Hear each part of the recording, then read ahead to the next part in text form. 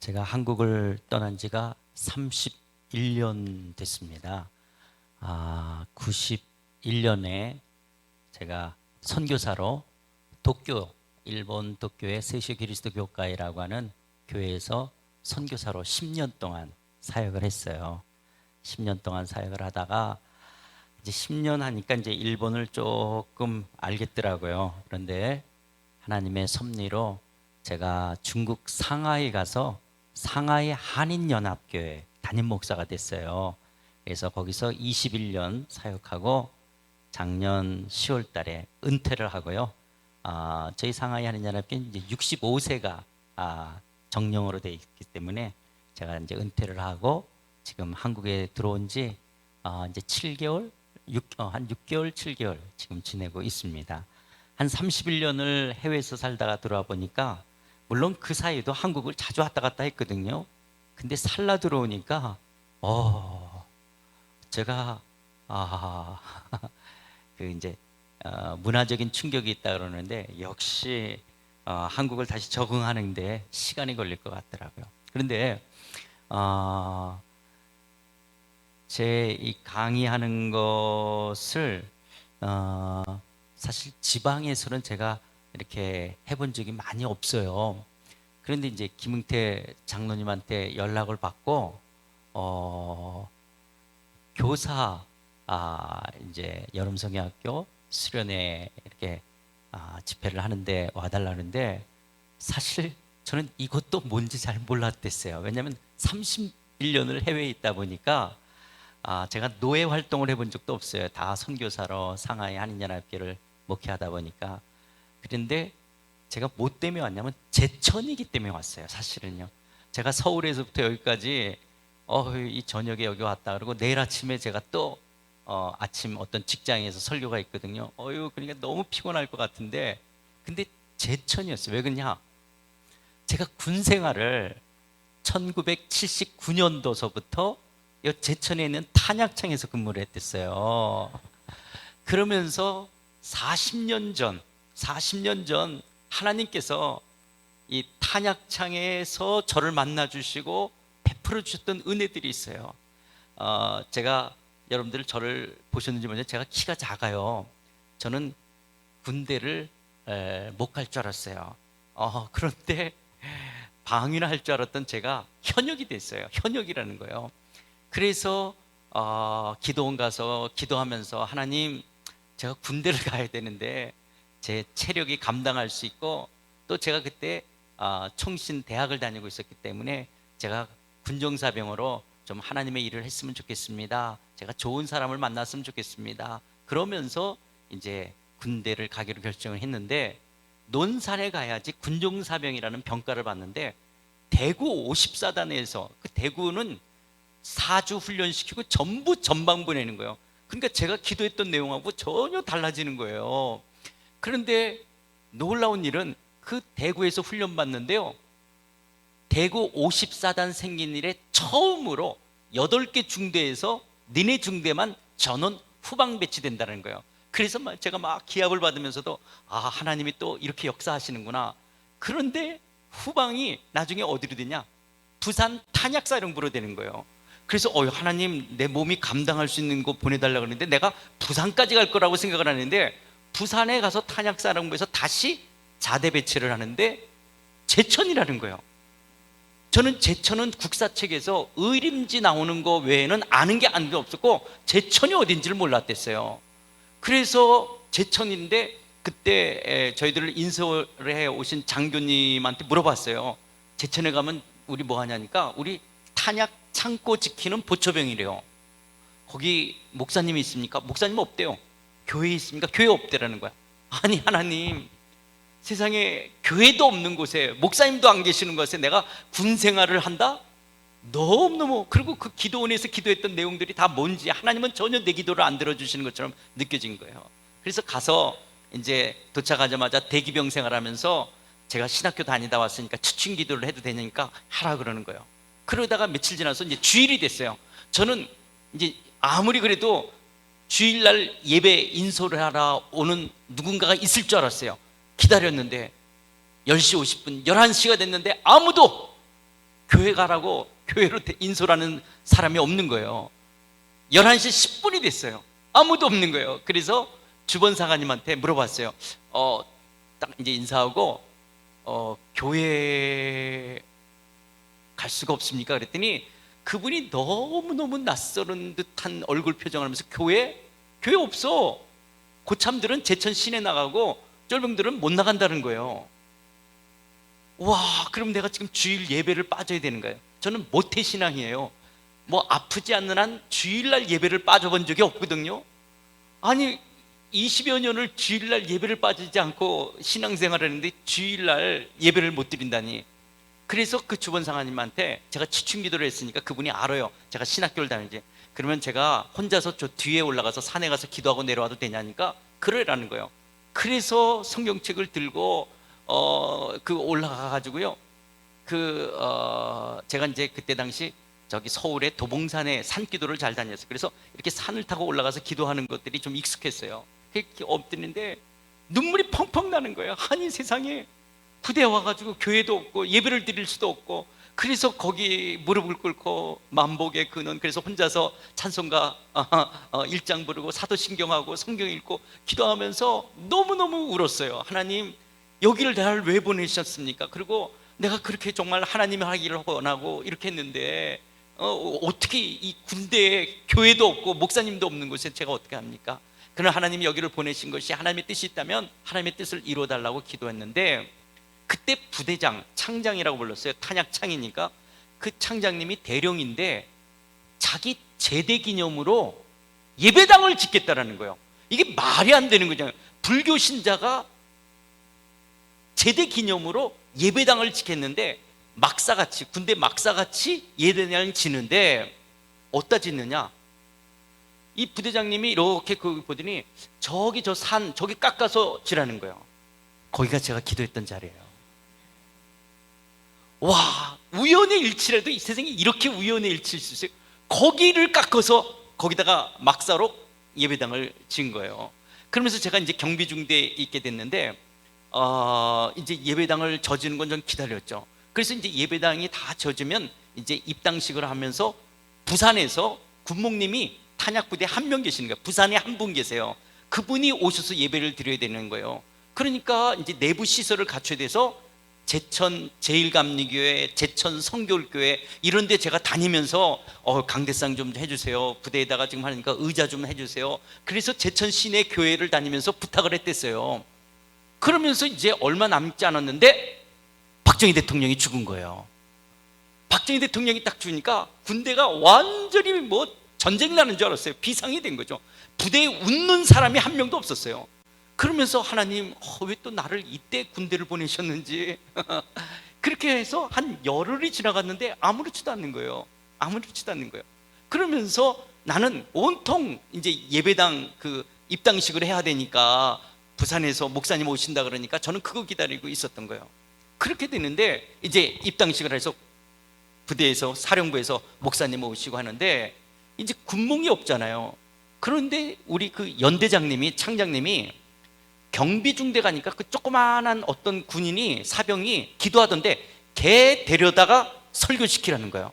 그래서 행정본부에서, 본부중대에서 조그만 애 기도했던 애가 누구냐? 그래가지고 제가 군정사병이 된 거예요. 군정사병이 돼서 그렇게 했는데 이제 그 부대장님은 제대하시고 새로운 부대장이 오셨어요.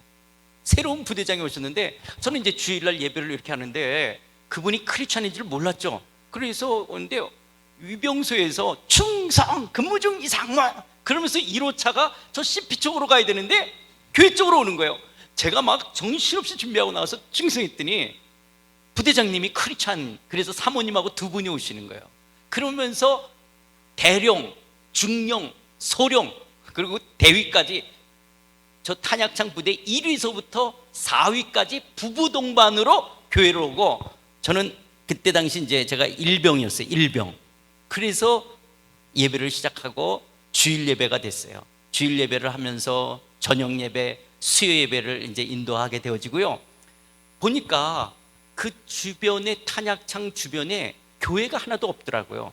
그래서 육군 본부에 의하면 가면 평상시 민간인하고 부대하고 좋은 관계가 일어나야지 전쟁 때 그게 우호적 관계가 되는 거예요. 그거에 근거해서 주일학교를 하겠다라고 신청을 했어요. 그랬더니 장교들 출퇴근 버스를 내줘가지고요, 그 동막, 그 다음에 거기 뭐 내가 이름도 다 잊어버렸어요. 그 지역을 다 다니면서 애들을 데려서, 그래서 한 150명의 주일학교가 생겼어요. 그래서 모든 중대에 주일학교 교사했던 경험 있는 사람들 오라, 그렇게 해서 교사가 생기고 부장이 있었고 또 반주하는 사람이 있었고 해서 주일학교 교사가 된 거예요.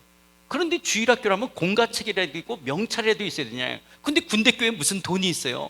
그런데 소령이었던 어떤 최만규 소령님이 예배를 끝나고 나가시면서 자기가 11조를 못 드렸는데 11조라고 봉투를 주고 가는 거예요.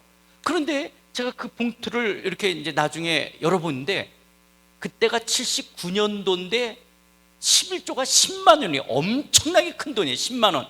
아, 이분이 봉투를 잘못 줬구나. 그래서 또 월요일 날 갖고 올라가 있어요. 충성, 어저께 11조라고 낸 거 이거 잘못 주신 것 같다고. 그랬더니 아니라는 거예요.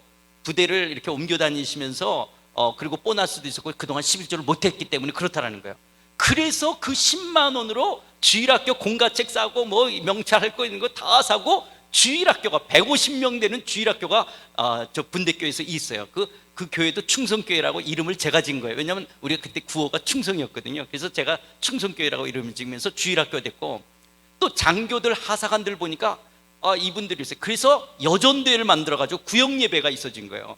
구역예배 있고, 그리고 제천 시내 나오니까 중고등학생들이 있어요, 교회들은. 그래서 제천 기독학생회를 제가 조직했댔어요. 그래서 토요일마다 중고등학생들 여기서 성경 공부를 제가 시키고 주일날은 부대교회를 하고 완전히 목회를 하면서 정말 하나님께서 제천 충성교회에 너무너무 큰 은혜를 줬어요. 뭐 사병들도 뭐 한 200여 명 가까이 나왔죠. 장교들이 1위서부터 4위까지 다 나오죠. 여전도 있죠. 주일학교 있죠. 그러면서 심지어 금요기도회도 있었고요, 수련회도 했고 부흥회도 했어요, 군대교회가. 그래서 제가 제천 시내 이렇게 하면서, 그래서 제가 이 제천에서 하나님이 주셨던 은혜가 너무 컸던 것이 있기 때문에 제가 잊을 수가 없는 것이에요. 그래서 오늘도 제가 한 1시간 반 전에 여기를 도착해가지고 그 부대교회를 한번 갔더니 부대교회가 다른 데로 옮겨졌더라고요. 그리고 일반 교회처럼 지어지고 일반 목사님이 지금은 하신다라고 그러고 들어갈 수는 없다라 그래서 들어가 보지는 못했어요. 그러면서 이제 제가 제대 이제 한 6개월 남겨놨는데요, 이제 그 연대장님이 바뀌었어요. 뭐 소주를 박스로 갖다 놓고 먹는 그런 분이시고요. 또 그 행정과의 그 과장님이라는 그 소령이 계셨는데 그분이 그 술 친구셨어요. 이분이 저를 세워놓고, 내가 기독교를 핍박하는 것이 아니다, 너 원래 일빵빵 보병이었고 너는 고처병이었다. 근데 너 왜 군종사병 본부 중대로 왔냐? 원칙대로 하라는 거예요. 근데 이분은 기독교에 대해서 굉장히 부정적이었어요. 자기는 비가 와도 교회 처마에서 비를 안 피한대요. 그러면서 이분이 그러는 거예요. 그때 이제 제가 병장이었어요. 이제 제대 6개월 남겨놨는데, 그런데 그분이 딱 그 서류를 놓고 부대장도 이렇게 그 사인을 했어요. 거기에 까만색으로 이 사람이 사인하면 저는 이제 다시 경비중대로 가야 되는 거예요. 그리고 빨간 줄로 그 명단이 있는데, 그때 뭐 무전병이라는 게 뭐라 그러죠? 그 사람들 뭐 이런 사람들도 다른 부대에서 다른 중대에서 와 있었어요. 거기서 내 이름을 지우면 저는 계속 군종사병을 할 수 있는 거예요. 빨간 사인펜, 까만 사인펜을 이렇게 톡톡 튀기면서 저한테 하는데, 제가 그게 딱 순간 마음에 걸렸어요. 마치 자기가 결정권을 가진 것처럼. 그러면서 내가 기독교를 뭐 핍박하는 게 아니지만 하면서 톡톡톡 치고 하는데, 제가 거기서 이런 말을 했어요. 저는 하나님과 조국 앞에서 부끄럽지 않은 군 생활을 했습니다 라고 딱 이야기를 하니까, 이분이 그게 자기를 대든다라고 생각했는지, 그래 나도 그래 그러더니 까만 걸 사인 쫙 내려가. 그래서 군종사명을 못하게 된 거예요. 그러면서 제가 연병장을 걸어가면서, 하나님 이제 제대 6개월 남았는데 왜 또 이런 시련이 있는지. 근데 사실 저는 정말 그때 당시 하나님과 조국 앞에서 부끄럽지 않은 군대 생활을 했댔어요. 정말 군종사명으로서 너무너무 열심히 했댔어요. 뭐 완전 교회 개척뿐만 아니라 그 초소 다니면서 커피보트 달고 다니면서 하고 전도하고 그 뭐 하여튼 그리고 내무반 순회를 다 하면서 그렇게 했댔거든요. 그리고 뭐 주일학교 있죠, 여전도 있죠, 제천 시내에 와서 중고등학교 행들 하죠. 그렇게 했기 때문에 정말 하나님과 조국 앞에서 부끄럽지 않은 생활이라고 했댔어요. 근데 이렇게 되니까 그때 당시 그 장교 부인들이, 그분들이 저를 전도사님이라고 불렀어요. 전도사님이라고 불러줬는데, 제가 신학교 다니다가 갔으니까, 이제 총신을 다니다 갔으니까 세례를 주고 성찬식은 못 하잖아요. 그래서 제천 구세군 사관, 여기 아직 구세군 있습니까, 제천에? 예, 구세군 사관님한테 부탁을 한 거예요. 그때는 제천에 합동측 교회가 별로 없었어요. 79년, 80년도 제가 군대 하실 때는 합동측이 별로 없었던 것 같아요. 그리고 그렇게 있었어도 교회가 좀 작든지, 그때는 하여튼 제천감리교회, 그 다음에 성결교회가 굉장히 큰 교회였어요. 그래서 사관님을 모셔다가 이제 세례 성찬식을 했거든요. 그러니까 이 장교 부인들이 우리 전도사님 군종사님 못하게 됐대요, 사관님. 그랬는데 그때 당시 이 제천의 이 단양과 함께 그때는 보안대장이라고 했어요. 군대 보안대장이라고 부르는데 요즘은 뭐라고 부르는지 모르는데, 그 보안대장이 당뇨병이 있었는데 이 사관님이 기도해서 났어요. 그러니까 그 사관님이 바로 보안대장한테 전화를 한 거예요. 그러니까 보안대장이 그 다음날 들어왔어요. 그래서 그 행정과 소령 그분한테 왜 그러냐, 야 그러면 엄병장 없으면 교회는 누가 할 거냐, 그냥 그 하게 하면 되는 건데 왜 그러냐, 이렇게 해서 제가 그 다음날 다시 군정사병을 하게 된 거예요. 그랬더니 이 소령이 저를 괴롭히기 시작하는 거예요. 무슨 군대에서 주일학교가 있고 여전도회가 있느냐, 그리고 뭐 하루 일과를 다 써내라는 거예요. 그러니까 사무실에서 꼼짝 교회도 못 가고 사무실만 있게 하는데, 전두환 대통령이 이제 대통령이 되면서 여의도에서 국군의 날 행사를 대대적으로 크게 하려고 그랬어요. 그래서 부산에서 연락이 온 거예요. 이 소령을 착출해서 여의도로 보내라. 그래서 그분이 여의도로 가게 돼서 제가 제대 일주일 남겨놓고 왔어요. 그때는 제가 이제 고무줄 풀고 제대할 날이면서, 그래서 군대를 제대를 했어요. 그래서 끝까지 정말 군생활, 정말 저는 제천 충성교회를 잊을 수가 없는, 하나님의 놀라운 은혜를 주셨고, 그때 당시 제천에 있는 교회들에게 제가 빚진 사람입니다. 그런 마음이 있어서 참 이렇게 제천에 와보게 됐는데, 제천에 오늘 아까 식사 목사님들하고 같이 오니까 합동측 교회가 이렇게 많이 생겼고, 또 성도교회 이렇게 큰 합동측 교회가 생겼다니까 너무 좋네요. 같은 교단 사람으로서 너무 자랑스럽고 좋습니다. 그래서 오늘 여러분들을 뵙게 됐습니다. 그런데 제가 고민이 있어요. 뭐 어떤 고민이 있냐면, 지금 하나님 나라와 교사의 삶이라고 제목이 나갔죠. 이 부분을 여러분들이 이게 어떤 모임인지 성격을 내가 정확하게 알지 못했고, 또 이렇게 교사들만 있는 줄 알았지 성도교회 성도님들이 주일 저녁 예배에 같이 모였는지 몰랐어요. 그리고 이렇게 할머니 어르신들이 많이 계신 거를 제가 몰랐어요. 근데 이 강의 내용이 조금 어려울 수 있을 거예요. 근데 어떤 이름들이 나오고 뭐 영어가 나올 텐데, 그런 거 여러분 신경 쓰지 마세요. 신경 쓰지 마시고 뭘 이야기하려고 하는가, 그것만 좀 생각하시면 돼요. 그것만 생각하시면 되는데, 지금서부터 제가 하는 얘기를 잘 들어보세요. 어떤 거냐, 저는 모태신앙이에요. 그런데 처음에 어떤 교단에서 자랐냐면 고신측이에요. 고신측이라고 알죠? 보수적인 신앙이잖아요. 고신 합동측에서 자랐어요. 그러니까 저는 어릴 때부터 주일 성수하는 거, 주일날 상거래에서도 안 되고, 주일날 공부에서도 안 되고, 일에서도 안 되고, 주일 성수하는 거, 그리고 온전한 11조 하는 거. 저는 세배 용돈 받아도, 세뱃돈 받아도 11조를 했어요. 그리고 말씀 중심, 말씀이 가라 그러면 가고, 말씀이 서라 그러면 서, 말씀이 좌라 그러면 좌, 말씀이 우라, 말씀대로 살아가는 그런 교회를 다녔어요. 그런데 제가 신앙생활하면서 점점 자라면서 왜 그렇게 해야 되는지에 대한 궁금증이 생겼어요. 왜 주일 성수를 그렇게 되는지, 왜 우리는 술 담배를 하면 안 되는지, 왜 그렇게 하나님을 섬겨야 되는지, 이런 왜를 질문하면 저는 어릴 때 늘 야단 맞았던 기억이 있어요. 너는 이렇게 조그만 놈이 그렇게 자꾸 따지냐, 겸손하게 믿어야 된대. 제가 안 믿겠다라는 게 아니에요. 저는 좀 더 잘 이해해서 하나님을 믿고 싶었어요. 그런데 자꾸 저를 교만하다라고 그러고, 그리고 이렇게 자꾸 질문한 건 믿으라는 거예요. 믿으라는 거예요. 하여튼 이렇게 자꾸 저보러 믿으라는 거예요. 덮어놓고 믿으라는 거예요. 저는 이렇게 펼쳐놓고 하나님의 말씀을 좀 알고 싶은데 덮어놓고 믿으라는 거예요. 그리고 그때 당시 그렇게 저희 교회에서는 박수도 치고 뭐 기타도 그런 걸 하면 안 됐어요. 복음성가도 부르면 안 됐고, 막 복음성가 부르고 기타 치면 막 권사님들이 빨래방망이 들고 나왔어요. 이 마귀 새끼들이라고 막 그랬거든요. 그런 교회에서 이렇게 신앙생활하면서 늘 마음이 있는데, 그런데 부흥의 때가 되면 이제 평상시 때는 박수를 치면서 예배를 안 드렸댔어요. 근데 부흥의 때는 박수를 쳤어요. 그런데 저는 박수 치는 게 문제가 아니라 왜 성령 충만 부흥의 때는, 다른 때는 평범하게 이렇게 박자대로 부르다가 왜 부흥의 때가 되면 빨리 부르는지 그게 나는 너무 이상했어요. 다른 때는 불길 같은 주 성령 강구하는 우리 그렇게 불러요. 근데 왜 부흥의 때는 불길 같은 주 성령, 나는 이게 너무 이상했어요.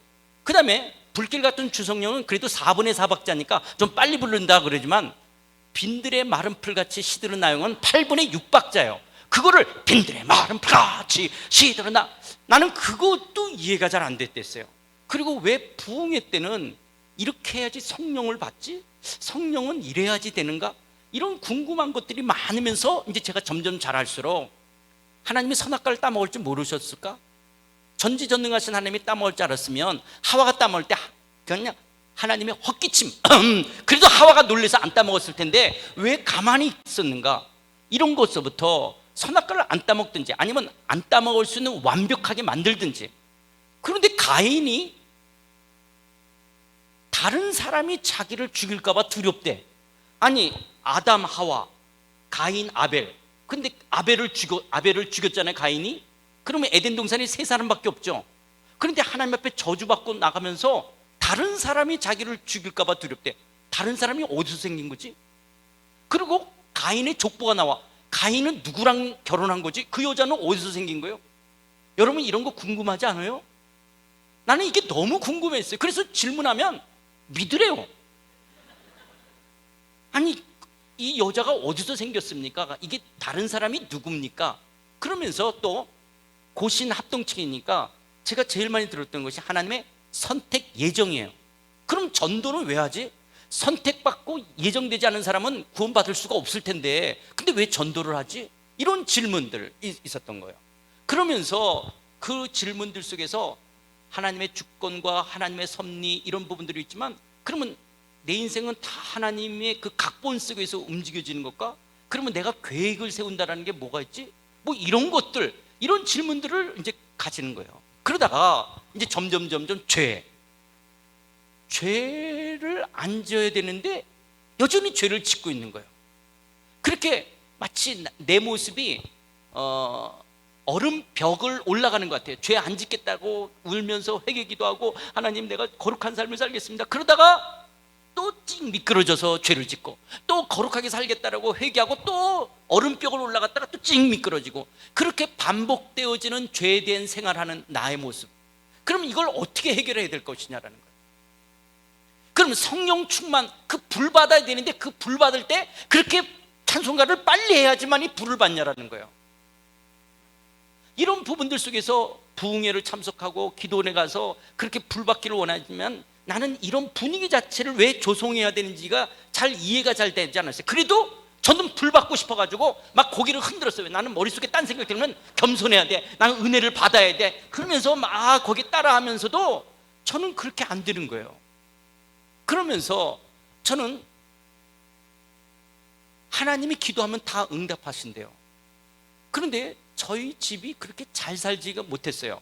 그런데 우리 어머님은 정말 기도를 많이 했어요. 주일날, 수요일날, 금요일날, 일주일에 3일은 교회에서 주무시면서 기도했어요. 그런데 우리 아버지는 사기당하는 은사가 있으셨어요. 그래서 우리 아버지가 사기당하는 은사가 나타날 때마다 우리 어머님은 삼각산 기도원 가서 사셨어요. 왜냐? 저희 부모님이 다 함경도 분이셨기 때문에 나만의 친척이 없었어요. 해결할 길이 없었어요. 그러니까 우리 어머님은 삼각산 기도원 가서 하나님 붙들지 않고는 이 경제적인 문제가 풀릴 수가 없었어요.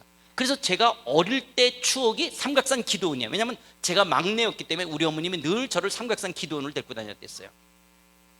그러면서 저는 기도원 분위기에 익숙하고, 그리고 방언하고 막 하는 것도 익숙하는데, 그렇게 왜 성령 충만과 이런 것들이 그렇게 해야지 되는지. 또 방언도, 저는 방언 성령이 아니고도 그런 이상한 말을 얼마든지 했어요. 장난으로. 그래서 우리 어머님이 야 방언이나 그렇게 해라 그렇게 막 하는데, 저는 그래서 방언 받는 거에 대해서 하나님, 사단도 귀신도 방언을 하게 하고 사람도 할 수 있겠는데 저는 성령으로 하지 않으면, 왜냐 저는 방언 이상 랄랄라 뚜뚜뚜 이거보다 더 잘할 수 있었어요. 제가 막 이런 말 막 했기 때문에 저는 웬만한 방언보다 더 잘할 수 있었던 거예요, 흉내를.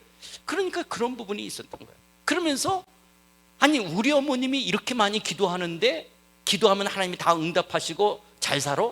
축복을 받아? 그럼 우리 집이 축복을 못 받는 게 우리 어머님이 기도를 덜 해서 그래? 그러면 어느 정도를 더 해야 되냐라는 거예요. 그러면서 제가 키 크게 해달라고 기도했을까 안 했을까요?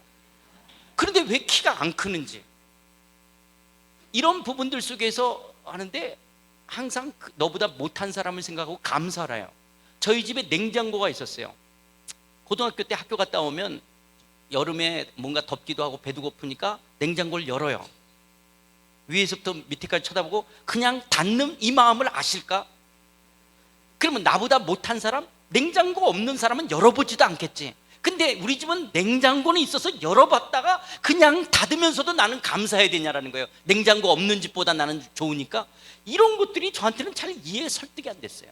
그러면서 저희 집에 큰 누님, 작은 누님, 형, 누님, 제가 있었어요. 그러니까 이남 삼녀였어요. 이남 삼녀. 근데 제 바로 위에 누나가 있었는데, 우리 어머님 말에 의하면 2살 때서부터 경기를 시작하다가 이제 발작을 하는 거예요. 그래서 나중에 보니까 그게 간질이었어요. 그래서 간질인데 이 발작을 하면 경련할 때 숨을 쉬지 않고 막 이렇게 해요. 그거를 1분 30초, 2분 가까이 해요. 그러니까 뇌로 산소가 공급되지 못하니까 이 뇌가 정상적으로 자라지 못해서 정신 연령이 한 4살 그 정도밖에 안 됐어요. 한 4살, 5살 정도는 되나? 4, 5살밖에 안 됐어요. 우리 어머님이 늘 가정 예배를 하면서 당신의 죄값이래요. 아니 우리 엄마가 무슨 죄를 졌기 때문에, 아니 그랬어요. 설사 그렇게 죄를 졌다라고 어떻게 평생 자기 딸이 그렇게 간질하면서 발작하는 걸 보고 이렇게 살아야 되느냐라는 거예요. 그리고 현순이는 구원받을 수 있을까? 예수님이 나의 죄를 위해서 죽으시고 부활했다는 사실을 깨달을 수 있을까? 그러면 현순이는 구원받나 어떻게 될 것인가? 그러면서 왜 저는 엄씨예요? 제가 왜 영어를 엄씨죠? 하고 많은 성들 중에서 왜 나는 엄씨로 태어났냐는 거예요. 저는 하나님 앞에 엄씨로 태어나게 해달라고 주문한 적이 없어요. 저는 어릴 때부터 우리 아버지한테 늘 들었던 말이, 이 종갓나 새끼 어찌 그러냐, 이 종갓나. 함경도 분이시니까 종갓나 새끼라는 말이 뭐냐? 종도 별 볼 일이 없는데 종이 갓 낳은 새끼니까 얼마나 별 볼 일이 없겠어요. 이게 종갓나 새끼인 거예요. 종도 별 볼 일이 없는데 종이 갓 낳은 새끼, 이 종갓나 새끼라. 나는 어릴 때부터 늘 종갓나 새끼예요. 내가 선택하지 않은 부모, 내가 선택하지 않은 조국, 내가 선택하지 않은 외모. 제가 하나님 보고 하나님 저 이용렬 닮게 해달라고 그렇게 주문한 적도 없어요. 그런데 왜 나는 이렇게 태어나고 이렇게 살아야 되냐라는 거예요. 이런 것들이 제 안에 늘 고민이 있었어요. 그렇다고 제가 교회를 안 다니지 않았어요. 여전히 교회를 다녔고 신학교를 갔고 그러면서 계속 배우다가 어느 날 기독교라는 게 이런 거고 성경은 이렇게 말을 하는 거구나, 우리의 신앙생활이라는 이런 거구나. 제가 그동안 30여 년 가졌던 갈등들이 해결되어지면서 그것을 내 말로 설명할 수 있게끔 되었어요. 그래서 이렇게 되는데, 그때는 제가 목사가 아닌데 서울에 사랑의 교회라고 있어요. 그 사랑의 교회 대학부에서 수련회 강사로 오라는 거예요. 가서 제가 그동안 고민했던 것들을 알게 됐던 것을 했어요. 저는 깜짝 놀랐어요. 저는 이런 고민은 저만 하는 줄 알았어요. 그런데 걔네들도 다 이런 고민을 하는 거예요. 근데 걔네들은 일반대생이라 고민하다가 그만둬 버렸고, 저는 신학생이라 계속 고민했던 거예요. 그러다가 또 제가 이제 일본에 선교사로 가게 되어지고, 이제 유학생 수련회라고 미국에서 시카고에서 이제 유학생들이 모이는 수련회에서 또 이 강의를 하게 됐어요. 근데 세상 말로 대박이 난 거예요. 그래서 대박이 나서 그때 95년, 96년, 97년 3년 연속, 그때는 테이프, 카세트 테이프로 녹음했댔거든요. 그 테이프 판매 1위가 되는 거예요. 그러면서 이제 이렇게 알려지다가 이제 지금 돌아가신 사랑에게 옥하는 목사님이라는 분이 계셔요. 그분이 엄목사, 앞으로 중국 상하이가 중요한 지역이 돼. 그래서 상하이를 가라는 거예요. 아니, 제가 일본에 선교사를 하다가 무슨 중국에 가서 한인교회를 합니까? 중국에 가서. 그런데 제가 그 옥하는 목사님을 말씀을 그렇게 거역할 수 있는 관계가 아니기 때문에 제가 가서 일단은 선보러 간 다음에 그냥 아니라고 그렇게 해야지 하고 선보러 가서 설교를 하다고, 그리고 뭐 한 달 반 만에 이제 청빙 과정이 끝나게 되어지는 거예요. 이야, 내가 이게 중국을 가야 되는가? 저는 일본 간 것도요, 닭광하고 우동 때문에 갔어요. 왜냐하면 저는 고향이 을지로 삼가예요. 저는 지저분한 거에 잘 적응을 못했댔어요. 그런데 어떻게 중국 가서 제가 살아요? 그리고 가서 보니까 정말, 와, 정말 상하이지만 정말 상할 수밖에 없는 그런 지역이었어요. 그런데 이제 그때 잘 모르면 좁은 길을 가자 해서 상하이를 가게 되어지고, 상하이에 있으면서 이제 한중 수교 맺은 지 10년이 지나자 한국 사람들이 쏟아져 들어오기 시작했어요. 쏟아져 들어오기 시작하면서, 그러면서 이제 상사 주재원들이에요. 상사 주재원이니까 저희 상하이에서 그러니까 전 교인의 94%가 대졸이에요. 그러면서 출석 교인이 3,200명이에요. 다 상사 주재원들, 대졸, 그런 사람들이 3,000여 명이 주일날 예배가 오후 예배로 진행되는 거예요. 여기서 하나님이, 저는 오늘 여러분과 나눌 이 하나님 나라 세미나, 그동안 했던 코스타에서 대학생들에게 했던 이 내용이 상하이에서 이것을 통해서 이렇게 많은 사람들이 거듭나고 이렇게 많은 사람들이 기독교가 뭔지 알게 됐다라고, 나는 상하이 와서 예수님을 인격적으로 만났다라고, 나는 상하이 와서 성경이 뭔지를 알게 됐다라고 너무나 많은 사람들이 변화된 간증이 있어요.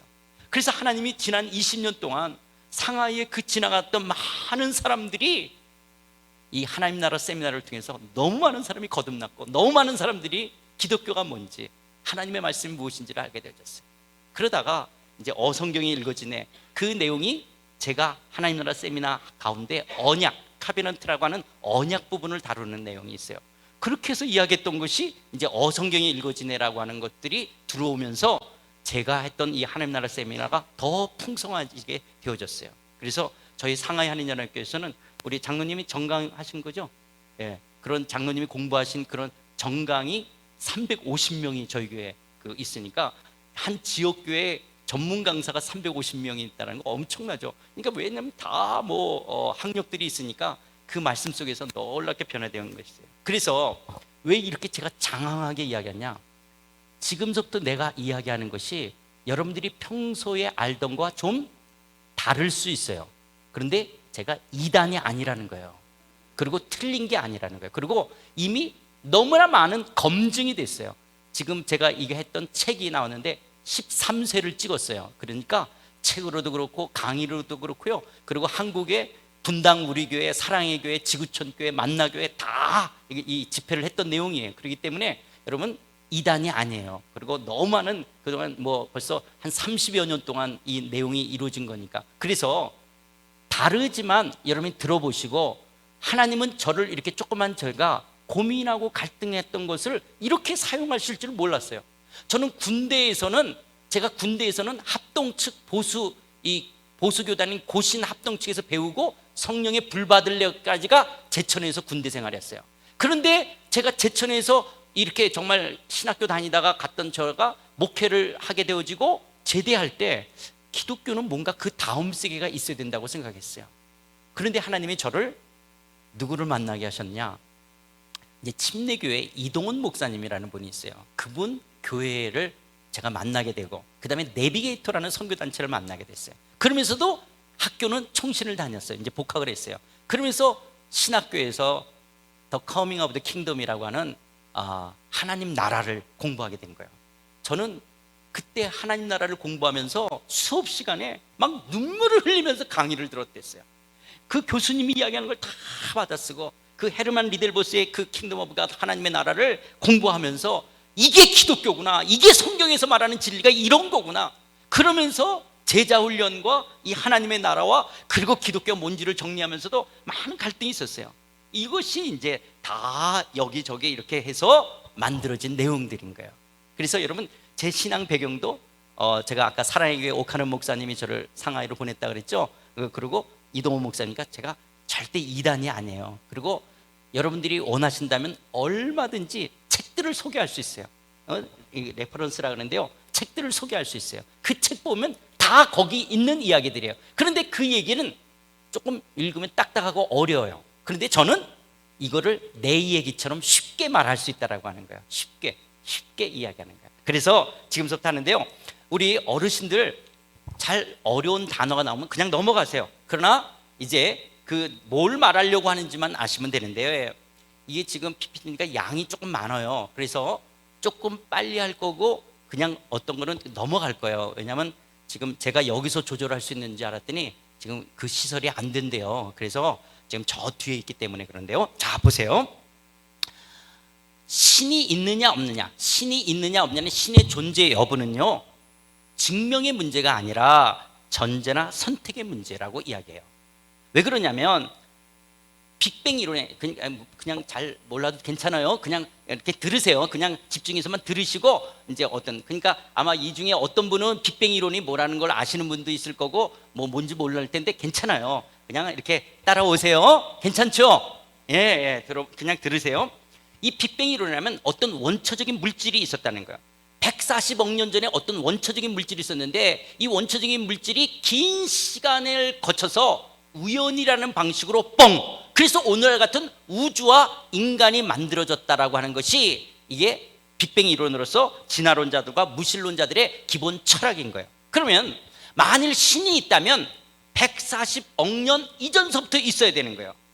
그런데 인간은 불과 오래 살아봤자 100년, 120년밖에 살 수가 없어요. 그러면 인간이 100년밖에 살 수 없는 인간의 인식 속에 140억 년 이전서부터 계시는 그 신의 존재를 설명할 수 있냐라는 거예요. 증명해 낼 수 있냐라는 거예요. 만약에 증명해 낸다면 그 신은 인간보다 작은 존재가 돼요.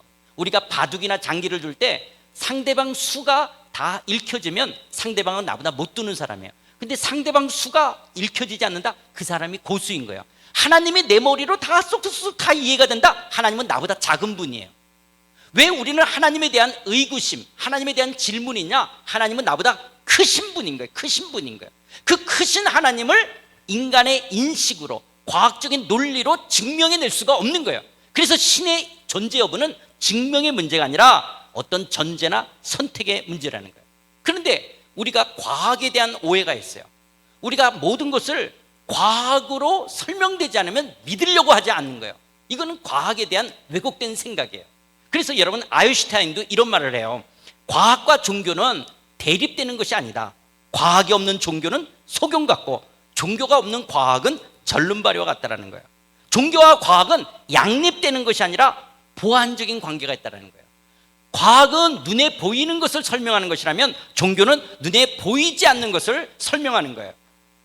그렇기 때문에 모든 것을 다 과학으로 설명할 수 있는 것은 아니라고 하는 것들이에요. 자, 그렇다면 어떤 사람은 나는 신이 없다를 선택하는 사람을 우리는 무신론자라고 그러고요, 신이 있다로 선택하는 사람은 유신론자라고 그러는 거예요. 그런데 자, 신이 있다를 선택하는 사람을 유신론자라고 하는데, 여러분, 그리스도인들도 처음에 전도를 받을 때 예수 믿으세요? 싫어요. 교회 안 나가요. 네, 예수 믿을게요.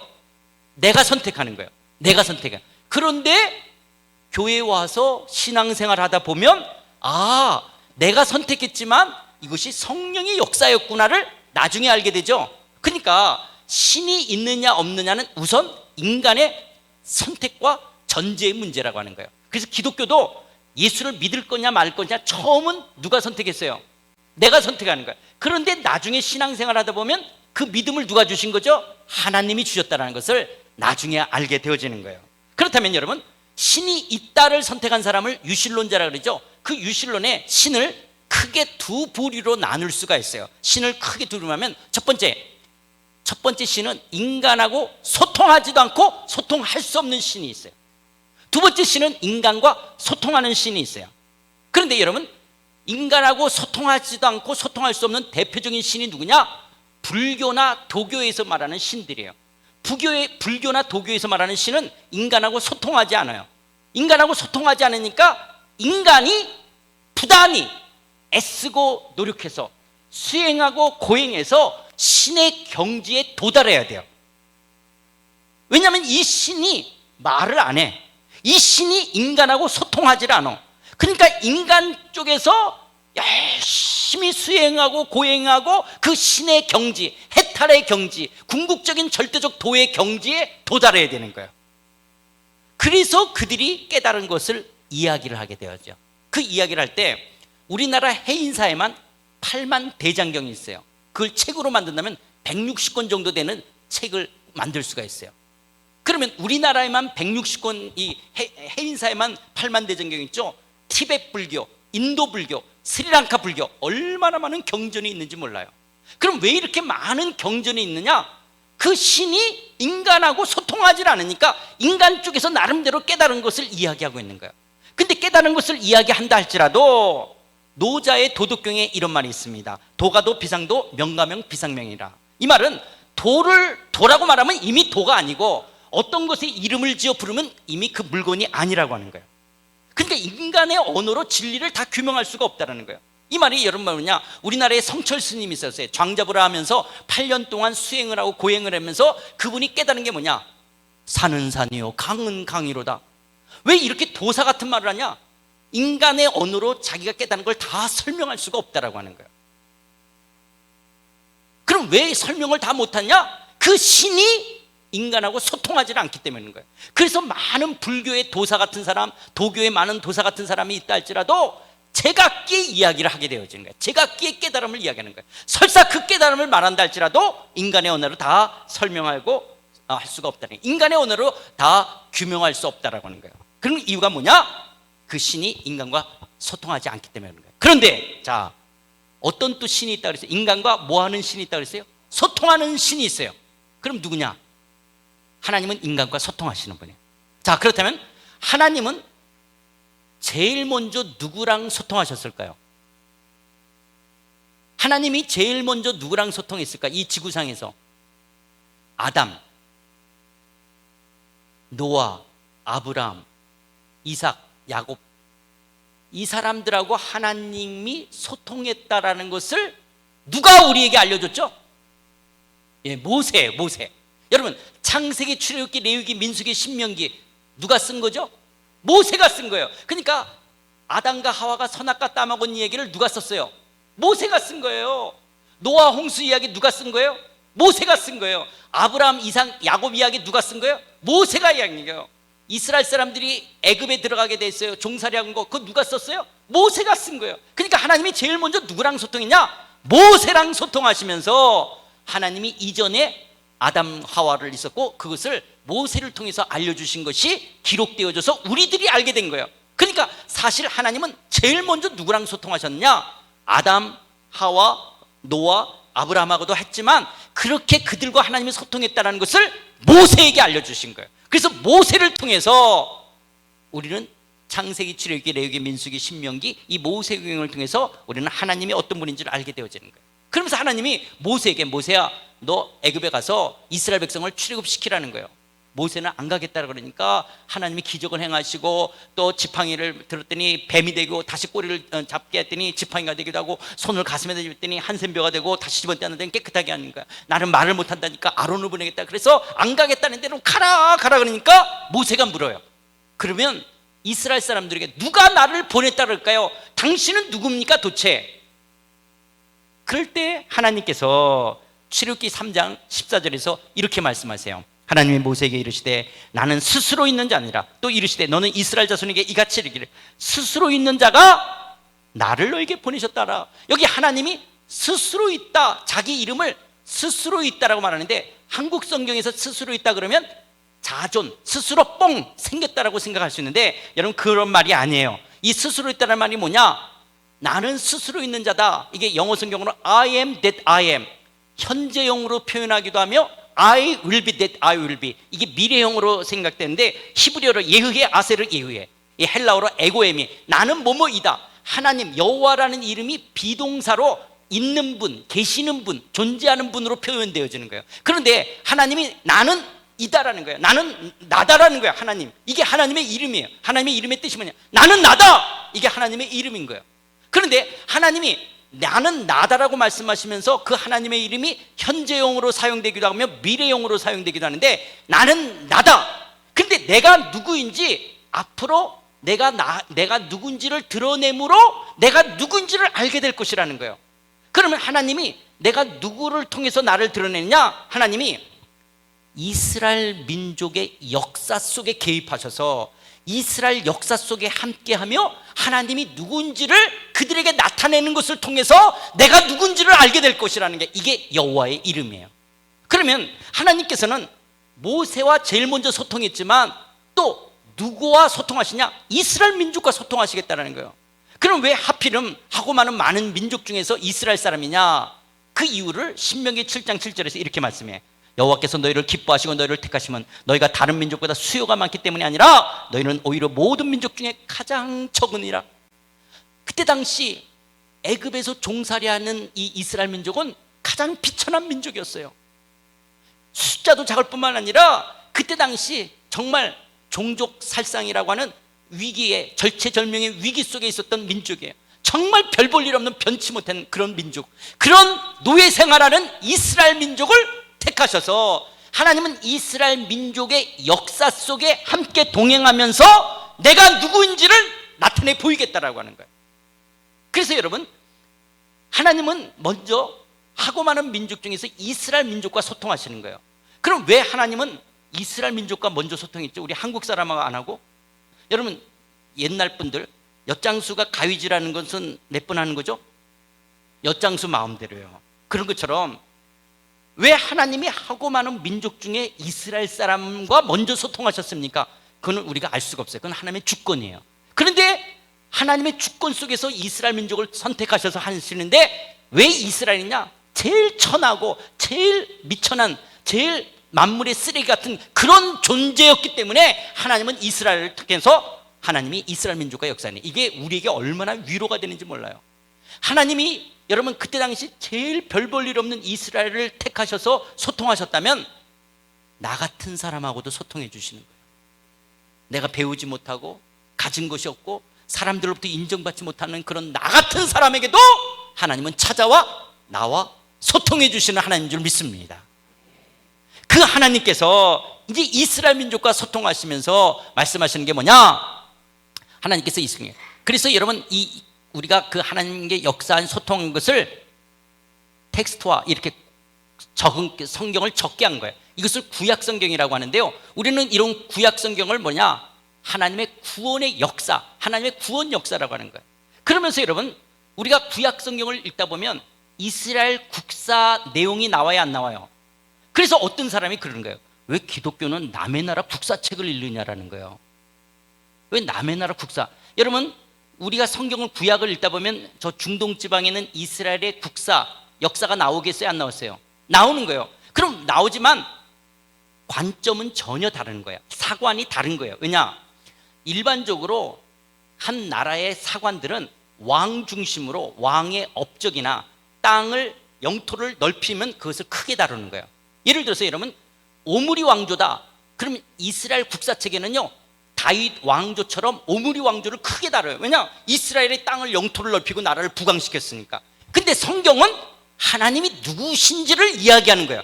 근데 오므리는 뭐 했던 사람이 하나님 앞에 우상을 섬겼다니까 우리 구약 성경에는 오므리 왕조에 대해서 내용이 만어에 적어요. 별로 없는 거예요. 우상을 섬겼으니까. 그러니까 별로 기록하지 않는 거예요. 하나님이 이스라엘 민족과 소통하시면서 내가 누군지, 당신이 누군지를 드러내시는 거예요. 그렇기 때문에 이스라엘 역사가 나오지만 관점은 전혀 다른 거예요. 그러니까 우리는 이스라엘 국사책을 배우는 것이 아니라 이스라엘 역사 속에서 하나님이 어떤 분이신지를 우리가 배우는 거예요. 하나님 어떤, 그것이 구약 성경인 거예요. 그러면서 이스라엘 사람들이 이제 가나안 땅에 들어가셔서 하나님이 왕이 돼서 다스리는 나라, 그래서 하나님이 왕이 돼서 다스리는 그 나라가 이상국가로서 이제 이스라엘 백성들은 열방의 제사장 나라로 하나님이 통치하시고 율법이 주어지는 그 나라가 얼마나 훌륭한 나라인지, 마치 여러분 그때 당시 이렇게 니무롯을 통해서 바벨탑을 쌓고 그 바벨탑을 쌓다가 하나님을 대항했던 그들이 하나님이 바벨탑을 무너뜨리고 언어를 흐트러뜨리자 유프라테스와 티그리스 강 사이에 메소포타미아 문명을 형성시켜요. 메소포타미아 문명이라고 하는 것 속에서는 인간의 힘, 약육강식이에요. 힘 있는 사람이 힘없는 것에 힘없는 사람을 잡아먹는 거예요. 그래서 제한된 자원을 갖는 거예요. 이런 어떤 힘의 문화, 이게 가인의 문화예요. 이제 가인은 하나님으로부터 저주를 받았기 때문에 하나님의 공급하심과 돌보심이 없어요. 자기 힘으로 자기 인생을 살아가는 이 가인의 문화, 니무롯의 문화, 바벨탑을 쌓는 공동체 메소포타미아 문명이에요. 거기서 아수르 제국이 나오고 바벨론 제국이 나오는 거예요. 그런데 그 바벨론 제국을 멸망시킨 페르시아, 헬라, 그래서 로마, 더 나아가 오늘날 우리가 살고 있는 미국이든 중국이든 더 큰 것은 그 뒤에 만몬이라는 제국, 돈의 제국 속에서 인간은 전부 뭐냐? 힘! 누가 힘을 가졌느냐? 그 힘이 있어야지만 살아남고, 그런데 그 힘을 수단과 방법을 가리지 않고 때로는 힘없는 사람들을 착취하고 억압하고 공의와 정의보다는 불의를 행하면서 자기를 행하려는, 이게 세상 나라예요. 이런 세상 나라 속에서 하나님이 왕이 돼서 다스리는 이스라엘을 통해서 이상국가를 보여주겠다라는 거예요. 그리고 이스라엘 백성들은 그 하나님의 다스림에 잘 순종하는 열방의 제사장적인 나라가 되어져서 이방 백성들도 하나님을 하나님으로 알도록 하기 위한 사명으로 부르셔서 가나안 땅에서 살게 하신 거예요. 이게 아브라함에게 주셨던 언약이었어요. 그런데 이스라엘 사람들이 가나안 땅에 와가지고 하나님을 섬기기보다는 어떻게 되냐?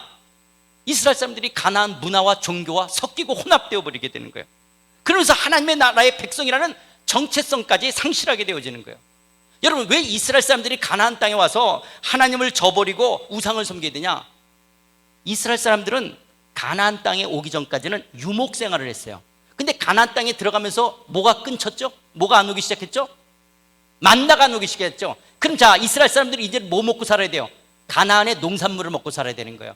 젖과 꿀이 흐르는 땅이라는 것은 젖은 유목 생활이에요. 꿀은 농경 생활이에요. 그러니까 이제 가나안 땅에는 유목 생활과 농경 생활이 같이 이루어지는 거예요. 그런데 하나님은 농경 생활의 하나님이 아니라고 생각하는 거예요. 왜냐하면 이스라엘 사람은 지금까지 농사를 안 졌으니까. 그러니까 농사가 잘 되고 풍년이 들어야지만이 내일이 보장이 되어지는 거예요. 그러니까 풍년이 들어야 돼요. 근데 어떻게 농사를 지어야 되냐? 가나안 사람들이 보니까 농경 생활에 필요한 게 태양, 빛, 물, 비가 와야 되는 거예요. 이런 태양과 물을 주관하는 신이 바알이에요. 바알신. 그리고 새끼들을 많이 낳다든지 사람, 자식을 많이 낳을 수 있는 다산의 여신이 아세라신이에요. 그래서 바알신과 아세라신을 섬기면서 거기서 성행위를 해요. 왜 성행위를 하냐? 암컷하고 수컷, 그러니까 암컷 양하고 수컷 양이 결합하면 뭐가 생기죠? 돈이 생기네. 새끼 양이 생기는 거예요. 그러니까 이 사람들이, 왜 이스라엘 사람들이 바알과 아세라 신을 섬기면서 왜 성적인 음행을 하느냐? 축복을 갖다 달라는 거예요. 새끼를 낳아야 되는 거예요. 그래야지 돈이 더 많이 생기는 거예요. 이게 가나안 종교인 거예요. 그래서 하나님이 그런 가나안 종교를 섬기지 말고 하나님을 섬기라고 말했음에도 불구하고 눈에 보이지 않는 하나님을 저버리고 이들이 바알과 아세라 신을 섬기면서 하나님 앞에서 타락하는 거예요. 그리고 그들의 문화와 종교가 그들 가나안 종교와 섞여버리는 거예요. 그러면서 하나님이 이스라엘을 통한 이상국가를 이루어서 열방의 지상나라가 되기를 원하셨는데 그들이 범죄하게 되자 결국 이스라엘은 어떻게 되냐? 북쪽 이스라엘은 아수르에 의해서 BC 722년에 멸망하고 남쪽 이스라엘은 바벨론에 의해서 멸망을 당하게 되어지는 거예요. 바벨론에 의해서 BC 586년에 멸망을 당해서 이스라엘이 바벨론의 포로하에 있다가 예레미야의 예언대로 70년 만에 다시 예루살렘으로 돌아오게 되면서 우리가 하나님 중심, 성전 중심의 신앙을 잃어버려서 이스라엘 사람들이 이렇게 노예 생활을 했다는 것을 회개하면서 스룹바벨의 성전을 짓게 되었지만 그들은 하나님을 경험하지 못했던 신앙의 다음 세대들이었어요. 그러니까 종교적인 어떤 무늬만 있지 하나님을 경험하지 못했어요. 그래서 우리가 속죄일 드릴 때는 흠없고 점없는 양을 하나님 앞에 들어가다 제사를 드리는데 어차피 이 양, 흠없고 점없는 양을 가져가다면 어차피 제사를 드리면 죽이잖아요. 그러니까 이게 돈이 되는 걸 가서 바쳐서 죽는 거니까 어차피 가면 죽으니까 시들었고 병들었고 빌빌거리는 그런 양, 팔아도 돈이 안 되는 거, 그거 가져다가 제사 지내려고 하는, 이렇게 형식적이고 종교적인. 그래서 말라기 선지자가 그런 재물을 니네 총독한테 갖다 줘봐라, 받겠냐. 이렇게 하나님을 여기지 않고 하나님을 만으로 여기며 형식적인 종교로 전락되어진 이 이스라엘 민족, 이 이스라엘이 계속 하나님 앞에 진리대로 살지 못하는 거예요. 그러자 하나님께서는 이제 바벨론이 페르시아에게 멸망을 당하고 페르시아는 헬라에 멸망을 당해요. 그래서 헬라의 알렉산더 대왕이 천하를 호령하게 되어지는데, 알렉산더 대왕이 일찍 죽게 되어져요. 그래서 이 알렉산더 대왕이 일찍 죽게 되어지자 어떻게 하냐, 이제 프텔레마이오스, 그 알렉산더의 신하들이 분할 정치가 이루어지는데, 프텔레마이오스 왕조에서 이스라엘은 여전히 식민지하에 있게 되어져요. 헬라의 식민지, 프텔레마이오스의 식민지, 또 셀레우쿠스 왕조의 식민지로 살다가 이스라엘이 잠깐 독립운동을 해요. 유다의 마따디아의 혁명이죠. 마카비 혁명을 통해서 하스몬 왕조 100년 동안 이스라엘이 독립국가가 돼요. 그러자 로마의 폼페우스 장군이 군대를 끌고 내려와서 이 하스몬 왕조를 멸망을 시키게 되어져요. 그럴 때 이스라엘 옆에 에돔이라고 있었어요. 에돔은 에서의 후손들이에요. 거기에 왕이 헤롯 가문이에요. 헤롯이 폼페우스를 도와줘요. 그러니까 폼페우스가 이스라엘 하스몬 왕조를 멸망시켜가면서, 헤롯 네가 이스라엘도 다스리라. 그래서 졸지에 헤롯이 이스라엘 왕이 되어지는 거예요. 왕이 된 거예요. 그러면서 시간이 지나가면서 이제 삼두 정치가 이루어지면서 로마에 이집트 쪽으로는 이집트와 팔레스타인 쪽을 안토니우스가 다스리고 로마 쪽을 옥타비아누스가 다스리는 거예요. 그때 당시 이집트의 왕은 클레오파트라였어요. 그래서 안토니우스와 이런 사랑을 나누게 되어지면서 이 안토니우스와 옥타비아누스가 악티움 해전의 전쟁에서 대결이 됐어요. 붙게 됐어요. 싸움이 됐어요. 근데 싸울 때 그만 악티움 해전에서 안토니우스가 져요. 그리고 자결해서 죽게 되어져요. 그리고 아우구스투스가 당시 모든 것을 통일을 시키게 돼요. 이러자 이 아우구스투스를 로마의 원로원에서 이름을 바꿔요. 이름을 바꿔서 아우구스투스라고 이름을 받으면서 로마의 제1대 황제가 되는 거예요. 황제. 이때 당시 로마의 황제가 된다는 것은 지금 미국의 대통령, 지금의 중국의 주석, 이 정도가 아니에요. 천하를 호령하는 신과 같이 여겨지는 거예요. 로마의 일대 황제가 되는 거예요. 그래서 팍스 로마나, 힘으로 세상에 평화를 주겠다라고 말하는 이 아우구스투스가 자기 식민지, 로마의 식민지하에 있는 사람들의 인구수가 얼마가 되는지를 명하여, 그래서 누가복음에 그때 가이사 아구스도, 이 아구스도가 아우구스투스예요. 다 영을 내려서 천하로 다 호족하라 하였으니. 그러니까 호족을 해야 되죠. 이스라엘 사람도, 갈릴리에 사는 사람도 호족하는 거예요. 거기에 요셉과 마리아가 호족하기 위해서 유다로, 그래서 베들레헴에 도착하는 거예요. 그때 당시 아우구스투스는 감히 그 앞에서 얼굴을 들을 수 없는 황제요 신과 같이 여겨지며 천하를 호령하고 있는 아우구스투스. 이때 제가 지금까지도 소리를 크게 했지만 더 크게 할 거예요. 애기 있으면 놀라지 마요. 예? 제가 소리칠 거예요. 자, 놀라지 마세요.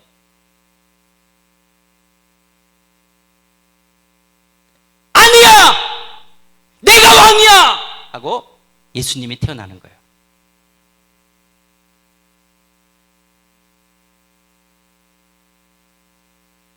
눈에 보일 때는 아우구스투스가 천하를 다스리는 황제요, 그 로마의 황제로서 신처럼 여겨질 때 이스라엘 백성을 통해서 하나님은 이상국가를 이루고 하나님의 나라를 이루어 가시려고 했지만 그들이 범죄하게 되자 하나님이 우리와 소통하기 위해서 인간의 육신을 몸을 입고 예수님이 이 땅에 오시는 거예요. 내가 왕이라고, 내가 하늘과 땅을 다스렸다고, 창조했고 내가 역사를 주관하고 다스리는 내가 왕이라고 예수님이 이 땅에 오셔서 우리와 소통하시는 거예요. 인간의 몸을 입고 오셔서 우리와 소통하러 왕으로 오신 예수님, 이 예수님이 이 땅에 오신 것은 역사적 사실이라는 거예요. 그 예수님이 이 땅에 오셨을 때 천사가 이렇게 말합니다. 여러분 보이세요? 한번 같이 읽어볼까요? 자, 시작.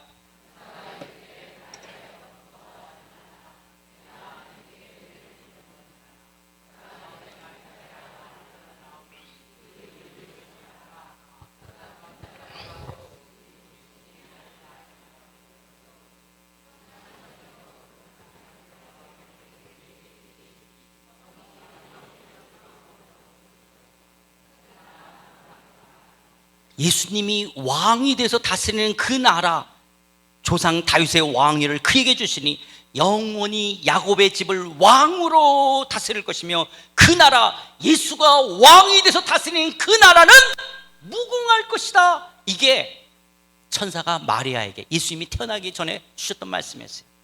이렇게 예수님이 태어나기 700년 전 이사야 선지자를 통해서 이렇게 말씀하십니다. 이사야서 9장 6절 시작. 이는 한 아기가 우리에게 낳고 한 아들을 우리에게 주신 바 되었는데 그 어깨에는 정사를 맺고, 통치자로서 왕권을 가지신 그의 어깨에 정사를 맺고, 그의 이름은 놀라운 분이요 상담자요 전능하신 하나님이요 영존하신 아버지요 평강의 왕이라 할 것입니다. 그 정사와 평강의 더함이 무궁하며, 또 다윗의 왕자와 그의 나라에 군림하여 그 나라를 굳게 세우고 지금으로 영원히 정의와 공의로 그것을 보존할 것이라. 만군의 여호와의 열심히 이를 이루리라. 만군의 여호와의 열심히로 이루어질 하나님의 나라, 하나님의 나라를 예수님이 이 땅에 왕으로 오셔서 그분에 가신 거예요.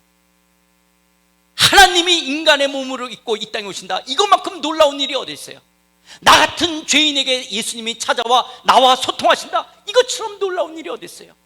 우물가의 여인에게, 때로는 삭개오게 찾아와서 상담자가 되고 조언자가 되어지는 것처럼 내 아픔과 눈물 속에 찾아와서 나의 조언자가 되어지고 상담자가 되는 나의 모사가 되시는 거예요. 오늘날 내가 의지할 가슴, 아버지가 돌아가신 다음에 뭔가 의지할 사람이 없는 것 같이 여겨지는 이때 하나님, 예수님이 우리의 뭐냐? 영원히 존재하시는 아버지가 되실 것이고, 하늘과 땅을 창조하신 그분이 풍랑이는 바다를 잔잔케 하셨던 것처럼 능치 못하실 리 없는 전능하신 하나님이요, 그분은 평강의 샬롬의 왕이 되어주시고, 그분이 다스리는 그 나라, 그 나라는 영원할 것을 말씀하십니다. 자, 근데 그 예언대로 이제 예수님이 30살이 되셨어요. 30살이 되자 예수님이 이제 공생애를 시작해요. 여러분, 왜 예수님이 30살에 공생애를 시작할까요? 네, 시간이 없으니까 그냥 빨리. 우린 조선시대 때 남자 어른들은 뭘 해야지 어른이 되죠? 상투를 틀어야 되죠? 결혼을 해야지 조선시대 때 어른으로 인정받았어요. 그런 것처럼 이스라엘에는 30살이 돼야지만이 사람들 앞에 가르칠 수 있는 권위가 주어져요. 그래서 레위지파의 활동들 속에서도 어떤 랍비로서 활동하려면 30살이 돼야 되는 거예요. 그러니까 예수님이 하나님의 아들이지만 30살이 돼서 예수님이 사역을 시작하시면서, 예수님이 갈릴리로 오셔서 예수님이 하셨던 말씀이 뭐냐? 자, 다 같이 읽겠습니다. 시작.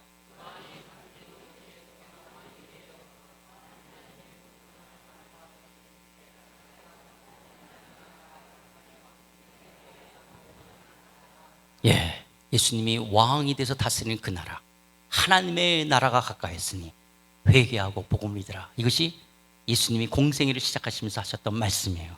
그런데 여러분, 요 말을, 똑같은 말을 마태복음 4장 7절에서는 이렇게 말해요. 이때부터 예수께서 비로소 전파에 이르시되 회개하라, 천국이 가까이 왔느니라 하시더라.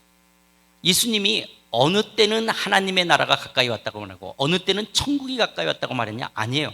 예수님은 처음서부터 하나님 나라가 가까이 왔다고 말한 거예요. 근데 마태는 천국이 가까이 왔다고 기록한 거예요. 자, 지금까지 제가 지금 뭐 말하려고 하는지는 아시겠죠? 하나님은 뭐 하시는 분? 우리와 뭐 하신다?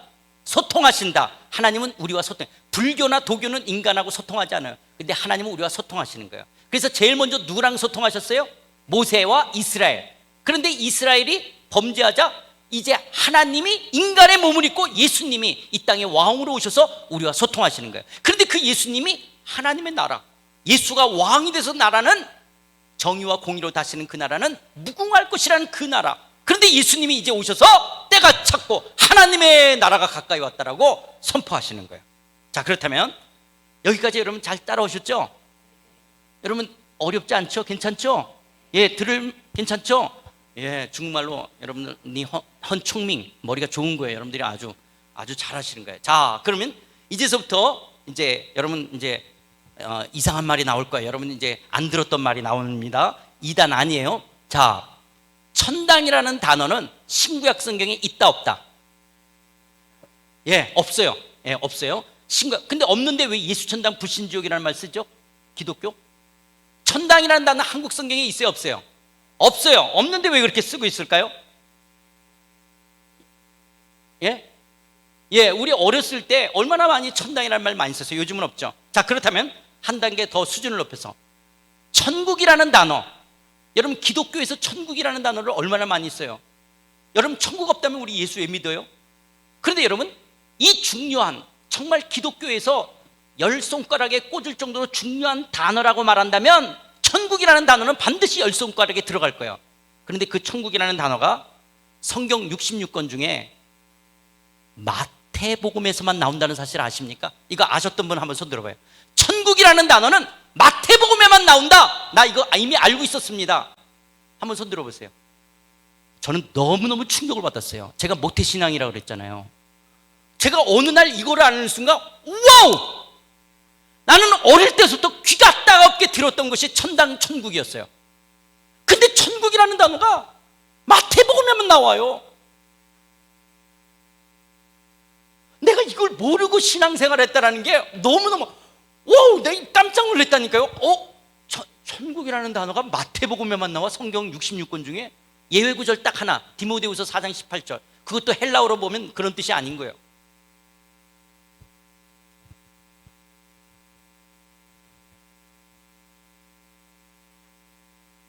그런데 더 놀라운 거는 뭐냐? 지금은 시간 관계상 그냥 나오면 예수님의 가르침의 주제는 하나님 나라였어요. 처음부터 지금 시간이 있었으면 성경 구절을 쭉 이야기할 텐데 오늘 하나님 나라. 사도 바울의 가르침의 주제도 하나님 나라였어요. 사도행전의 시작과 끝도 하나님 나라입니다. 사도행전 1장 3절에 예수님이 승천하기 전에 그가 고난받으신 후에 또한 그들에게 확실한 많은 증거로 친히 살아계심을 나타내사 40일 동안 그들에게 보이시며 하나님 나라의 일을 말씀하시니라. 예수님이 공생애를 시작하면서 때가 찼고 하나님의 나라가 가까이 왔다라고 시작하신 예수님이 예를 통해서 하나님 나라는 뭐와 같다 하나님 나라를 이야기하시다가 이제 예수님이 십자가에서 죽으시고 부활 승천하시면서 40일을 이 땅에 머물 때도 뭘 말씀하셨냐? 하나님 나라의 일을 말씀하신 거예요. 예수님은 처음부터 끝까지가 하나님 나라였어요. 그리고 사도행전의 맨 마지막 사도 바울은 사도행전 28장 30절 31절 바울이 온 2년 동안을 이틀을 자기 셋집에 머물면서 자기에게 오는 사람을 다 영접하고 하나님 나라를 전파하며 주 예수 그리스도에 관한 모든 것을 담대하게 거침없이 가르쳤다. 그러니까 여러분 기독교에서 예수님 빼놓으면 말이 안 되잖아요. 사도 바울 빼놓는다면 말이 안 되잖아요. 신구약 성경을 빼놓는다면 말이 안 되잖아요. 그런데 예수님의 가르침의 주제나 사도 바울의 가르침의 주제나 신구약 성경의 주제가 하나님의 나라인 거예요. 하나님의 나라.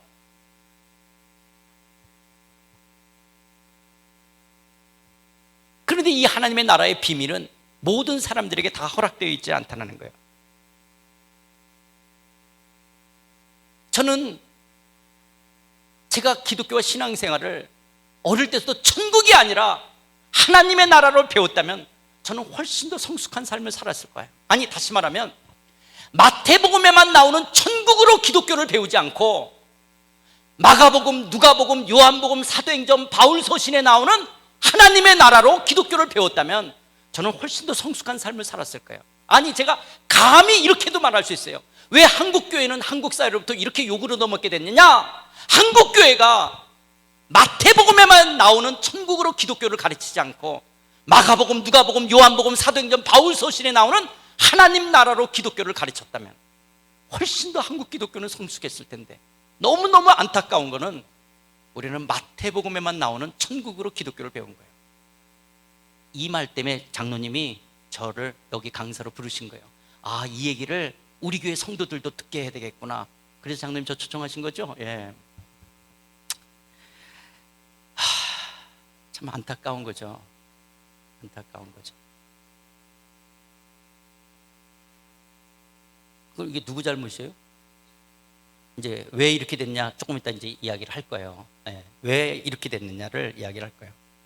우리가 하나님 나라를 바르게 알 때 우리가 온전한 신앙의 성숙을 이루게 되어집니다. 우리가 하나님 나라를 배우게 될 때 바른 신앙의 성숙을 이루게 되는데 여러분 사람들이 종교를 갖는 이유가 뭐냐? 인간은 약하니까 어떤 절대자를 의지해서 마음의 평안을 얻겠다는 거예요. 그러면서 이웃들에게 좋은 일 하다가 죽어서 좋은 데 가겠다. 이게 종교예요, 일반. 근데 기독교는 그런 것이 아니에요. 기독교는요 그냥 이렇게 마음이, 우리가 인간이 약하니까 하나님을 의지해서 복 달라고 복 달라고 복 달라, 그리고 예수 믿고 이 땅에서 복 많이 받다가 죽어서 좋은 곳 가는 거, 이게 기독교가 전부가 아니라는 거예요. 여러분 생각해 보세요. 여러분의 자녀에게 유산을 100억 200억을 줬어요. 근데 여러분의 자녀는 100억 200억 유산 받을 거 알고는 이게 공부도 안 하고, 그리고 정말 아나무인격으로 사람들 무시하고, 그리고 인격도 정말 돼지 같고, 그리고 그냥 꾸역꾸역 먹기만 하는 거예요. 그런데 의리의리한 집에 살아요. 여러분 행복하세요? 그런 자식? 그런 것이 아니에요. 하나님은 우리를 이 땅에서 복 많이 받게 하고 죽어서 천국에 와서 덩실덩실, 그래서 뭐 아픔이나 눈물이나 곡하는 것이 없는 게 그냥 편하게 사는 거. 그런데 우리의 인격은 거지 같다. 우리의 인격은 정말 돼지 같다.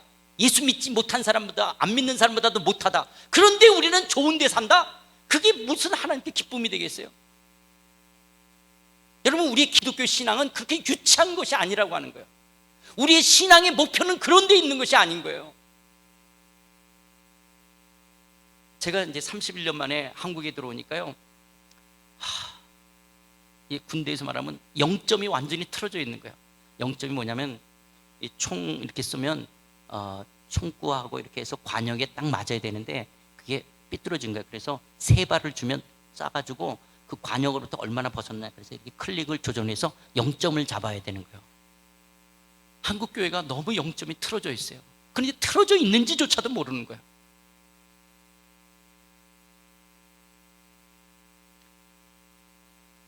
이 꼰대 같은, 이렇게 말하면 꼰대라 그러더라고요. 우리 때는요, 이게 진리다 그러면 죽어도 이 길을 가야 된다는 진리에 있어서 옳은 문제가 있어요. 이건 진리다, 옳다 그러면 죽어도 가는 거예요. 거기다가 민주화 때는 감옥에 가도 어떤 것을 해야 된다는 게 있어요. 근데 이제는 한국은 옳고 그름이 아니에요. 좋으냐 싫으냐, 이익이 되냐 안 되냐, 이런 것으로 바뀌어버렸어요. 제가 지금 한국에서 7개월 살면서 와, 한국 교회가 어떻게 이렇게 바뀌었지? 다 좋으냐 싫으냐. 그러니까 설교도 성도들을 좋게 하고 이익이 되도록 하는 거예요.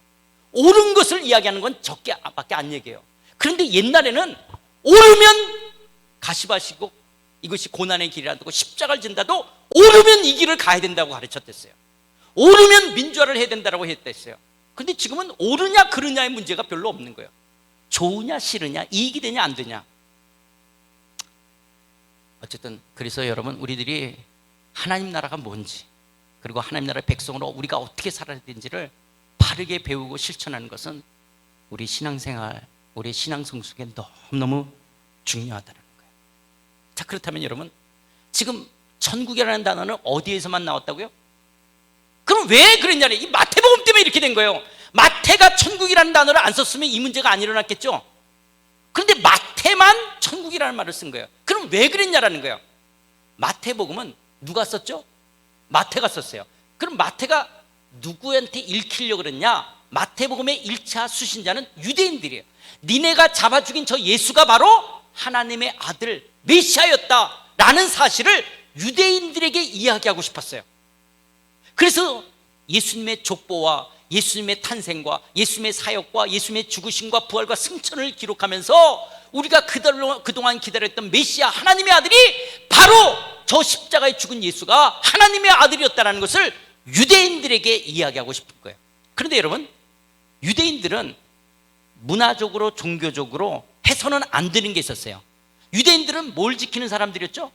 율법 중에 10계명, 10계명 중에 제 3계명이 뭐예요?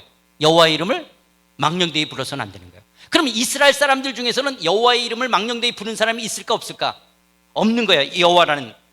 그러니까 여호와라는 이름을 아무도 부르지를 않았어요. 그래서 여호와라는 이름에 대체어가 있었어요. 대체어라는 게 뭐냐면, 여러분, 우리가 남녀가 만나서 연애할 때 이름을 부를 때 기영씨, 희영씨 그러지만 자기 이렇게 하기도 하죠. 자기, 그러면 아가야 뭐 이렇게 별명 부르기도 하고 그러잖아요. 그 다음에 결혼해서 애를 낳으면 기영이 엄마, 기영이 아빠 이렇게 하는 것처럼 상대방의 이름을 안 부르고 대체어를 쓰는 거예요. 여호와라는 이름을 쓸 수 없으니까 유대 사회에 여호와라는 이름의 대체어가 뭐냐? 아도나이. 아도나이가 주라는 뜻이에요. 그리고 또 하나가 있었어요. 탕자가 아버지 앞에 돌아오면서 뭐라 그럴까요? 내가 하늘과 아버지께 죄를 졌다고 말하죠. 그 하늘이 뭐냐? 하나님을 가르치는 거예요. 하나님. 그래서 유대 사회 속에서는 여호와라는 이름을 부를 수가 없으니까 여호와라는 이름의 대처가 하늘이었어요. 여기서 말하는 하늘은 영어로 말하는 스카이가 아니에요. 해와 달과 별과 구름과 새가 나뉘는 그 스카이가 아니라 헤븐. 그 헤븐, 하늘인데 하늘은 높고 우러러 보는 거예요. 그리고 어디든지 있는 거예요. 이것이 마치 하나님이 계신 공간을 표현하는 은유법적인 그림 언어였어요. 그래서 하늘이라는 말을 쓰면 그게 여호와를 가르치는구나 이렇게 통용되어진 거예요. 그러니까 유대 사회 속에서는 하늘 그러면 다 알아들어요. 여호와 하나님 이렇게 다 알아듣는 거예요. 그래서 마태는 이스라엘 사람들이 율법 때문에 여호와라는 이름을 안 부르는 것을 자꾸 여호와 하나님 그렇게 쓸 필요가 없었기 때문에 하늘이라고 쓴 거예요. 하늘이라고 적어도 유대인들은 다 어떻게 알아들어요? 하나님을 알아듣는 거예요. 자, 그러면 하늘 그러면 하나님이었어요. 그 다음에 나라라는 말이 히브리어로 말구트, 헬라어로 바실레이아, 이 말은 뭐냐? 통치한다, 지배, 왕권, 치세라는 말이 나라라는 말이에요. 나라. 그러니까 지금 하늘나라 그러면 뭐냐? 하나님이 다스린다라고 모든 유대인들은 그렇게 다 알아듣는 거예요. 그러니까 지금 마태가 하늘나라 그러면 이스라엘 사람들은 어떻게 알아들어요? 하늘나라, 하나님이 나를 다스려, 하나님이 통치, 하나님 왕권, 그렇게 알아듣는 거예요. 그러니까 마태는 유대인들 때문에 여호와의 이름을 망령되이 불러서는 안 되기 때문에 하늘이라는 말을 대체로 쓴 거예요. 그러나 마가나 누가나 요하나 바울은 헬라 문화권에 있는 사람들, 거기에 설사 유대인들이 있고 이방인들이 있다 할지라도 그들 헬라 문화권에는 그냥 하나님 나라, 하나님이 다스린다라고 이야기한 거예요. 여호와라는 이름을 함부로 불러서는 안 되지만 하나님 엘로 표현되는 하나님의 이름을 부르는 거예요. 근데 유대인들은 하나님이라는 표현도 잘 안 하려고 그랬어요. 그래서 마태는 하나님 나라라는 말을 4번은 사용해요. 하나님 나라, 여호와의 나라 이런 말은 안 쓰는 거죠. 그건 여호와라는 이름을 불러서는 안 되니까. 그래서 하나님의 나라는 말을 마태는 4번을 사용해요. 그러나 마가, 누가, 요한, 바울은 헬라 문화권에 있는 사람들을 하기 때문에 그냥 하나님 나라라고 말하는 거예요. 자, 그런데 이런 하늘나라를 한자 문화권에 와서 번역을 해야 돼요. 자, 마태복음을 번역해요. 하늘나라, 그러니까 어떻게 번역했어요? 하늘천 나라국자를 쓴 거예요. 그러면 하늘천 나라국자를 쓰게 되어지면 어떻게 되냐? 우리는 하늘천, 저기 하늘 어디에? 나라, 지리적 영토적으로 나라가 있을 것이라고 생각되는 거예요. 천국이니까. 자, 수금지화 목토 천해명, 저기 해왕성 명왕성 넘어 어딘가에 하나님 나라가 있을 것이다. 천당이 있을 거라고 생각되는 거예요. 그런데 우리는 그렇게 한자 문화권에 있는 사람은 저기 하늘 어딘가를 생각하지만 이스라엘 사람들은 어떻게 알아들어요? 천국 그러면 어떻게 알아들어요? 하나님이 다스린다, 그렇게 알아듣는 거예요. 우리는 저기 명왕성 넘어 저기 우주 어딘가에 나라가 있을 것이다, 그렇게 생각하는데 이스라엘 사람들은 어떻게 생각해요? 하나님이 다스린다, 하나님의 왕권, 하나님의 주권, 그렇게 알아듣는 거예요. 사도 바울도 어떻게 알아들어요? 하나님의 왕권, 하나님의 주권, 하나님이 통치하신다. 그런데 번역 성경을 대하는 우리는 죽으면 저기 어딘가 하늘, 저기 수금지와 목토 천해명 넘어서 저기 어딘가에 들어간다고 생각하는 거예요. 여러분, 천문학자들의 이야기한다면 천문학자들은 이 광활한 우주 전체가 거기에 별들이 10의 23승계에 있다고 말해요. 혹성들이 10의 23승은 무한대예요. 무한대. 이 광활한 우주 전체 어딘가에 천국, 천당이 있다? 아니에요. 여러분, 10의 23승 되는 광활한 우주 전체를 하나님이 말씀 한마디로 창조하신 것을 믿으세요? 그러면 하나님이 커요? 우주가 커요? 그렇죠. 그러니까 하나님을 우주 안에다가 집어넣으면 돼요, 안 돼요? 하나님은 우주보다 더 크신 분이에요. 하나님은 우주를 손가락 하나로, 말씀 한마디로 10의 23승을 창조하신 말이에요. 그러니까 천당이라는 말은 뭐냐? 10의 23승을 내가 만들었다, 이 말이 천당, 천국, 하나님 나라라는 거예요. 10의 23승을 내가 다스린다, 이 말이 하나님 나라, 천당, 천국이에요. 그러면 우리가 왜 천당이라는 말을 쓰게 됐냐? 천당이라는 말은 중국 성경에 2번 나와요. 히브리서 9장 24절하고 베드로전서 3장 22절. 근데 우리나라 신앙의 일대 어르신들은 한자를 읽을 줄 알았죠. 그래서 중국 성경에 천당이라는 말이 나오는 거예요. 한국 성경에서는 이걸 그냥 하늘로 번역했어요. 그래서 우리 한국교회에 천당이라는 단어가 들어오게 된 거예요. 그래서 예수천당, 불신지옥이라는 이런 말들, 천당이 중국 성경에 나오기 때문에 사용되어졌어요. 자, 그러면 한자 문화권 속에서는 하늘천, 나라국자, 천국 이렇게 표현됐다면 영어 성경에서는 어떻게 번역됐습니까? Kingdom of Heaven, 하늘의 왕국이라고 번역돼요. 그게 킹덤이 들어왔기 때문에 한자 문화권보다 영어권이 덜 혼란스러울 수는 있었겠죠. 킹덤이었으니까. 그러나 이것도 어려운 말인데요, 서구권은 이 플라톤의 이원론과 영주주의 사상이 있었기 때문에 서구권도 하나님의 나라를 제대로 이해할 수가 없었어요. 1940년도에 그래도 보수주의 신학자라고 하는 헤르만 리델버스가 The Coming of the Kingdom이라는 논문이 발표되면서 서구권이 1940년대가 돼서 하나님 나라를 정리하게 되어져요. 그러니까 1800년도 1900년 초에 한국이나 중국에 왔던 선교사들도 하나님 나라를 제대로 알지를 못했던 것들이에요. 그렇기 때문에 그때 당시는 전부 한국, 특별히 한국과 이 중국과 일본은 한자 문화 속에서 지리적 영토적 개념으로 생긴 거예요. 그래서 여러분 어떻게 했냐? 저기 하늘 어딘가, 저 지리적 영토적으로 10의 23승 되어지는 저 우주공간 어딘가에 땅덩어리가 있는 것처럼 천국, 천당이 있어서 우리가 죽으면 거기 들어가 살 것처럼 생각한 거예요. 그러나 조금 전에 제가 말하는 것처럼 하나님은 10의 23승을 그냥 손가락 하나로, 말씀 한마디로 받는 거예요. 하나님을 여기다 집어넣으면 안 돼요. 하나님은 더 크신 분이에요.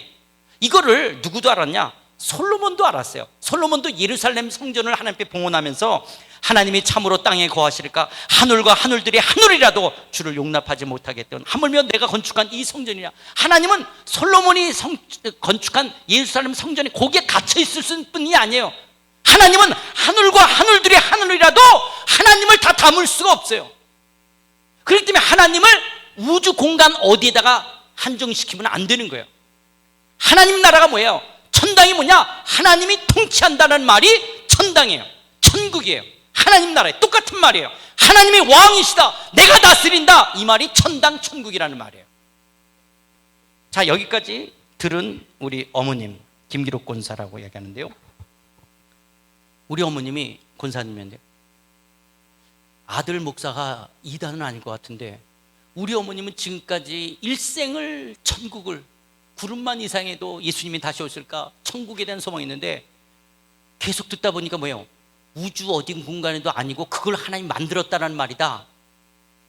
그러니까 우리 어머님 뭘 질문하고 싶을까요? 그러면 천당, 천국이 없니? 천국은 어디 있니? 이게 우리 어머님. 여러분도 그렇고 질문이 되죠? 제가 정의를, 그래서 하나님 나라라는 게 뭐냐? 하나님의 통치. 한번 같이 읽어볼까요? 이제 시작.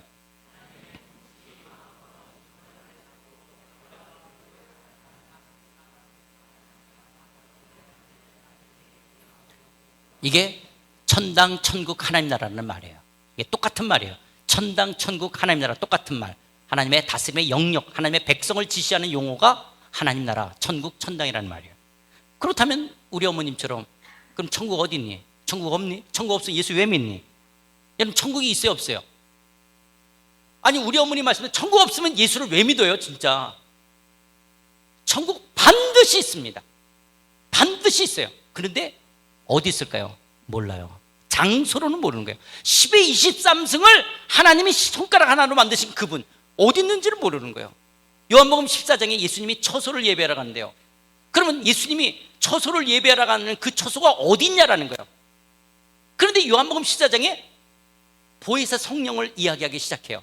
그래서 요한복음 14, 15, 16장에 보혜사 성령, 그래서 예수님이 부활 승천해서 성령으로 우리 가운데 오셔서 우리가 하나님의 성전이 될 것을 이야기하잖아요.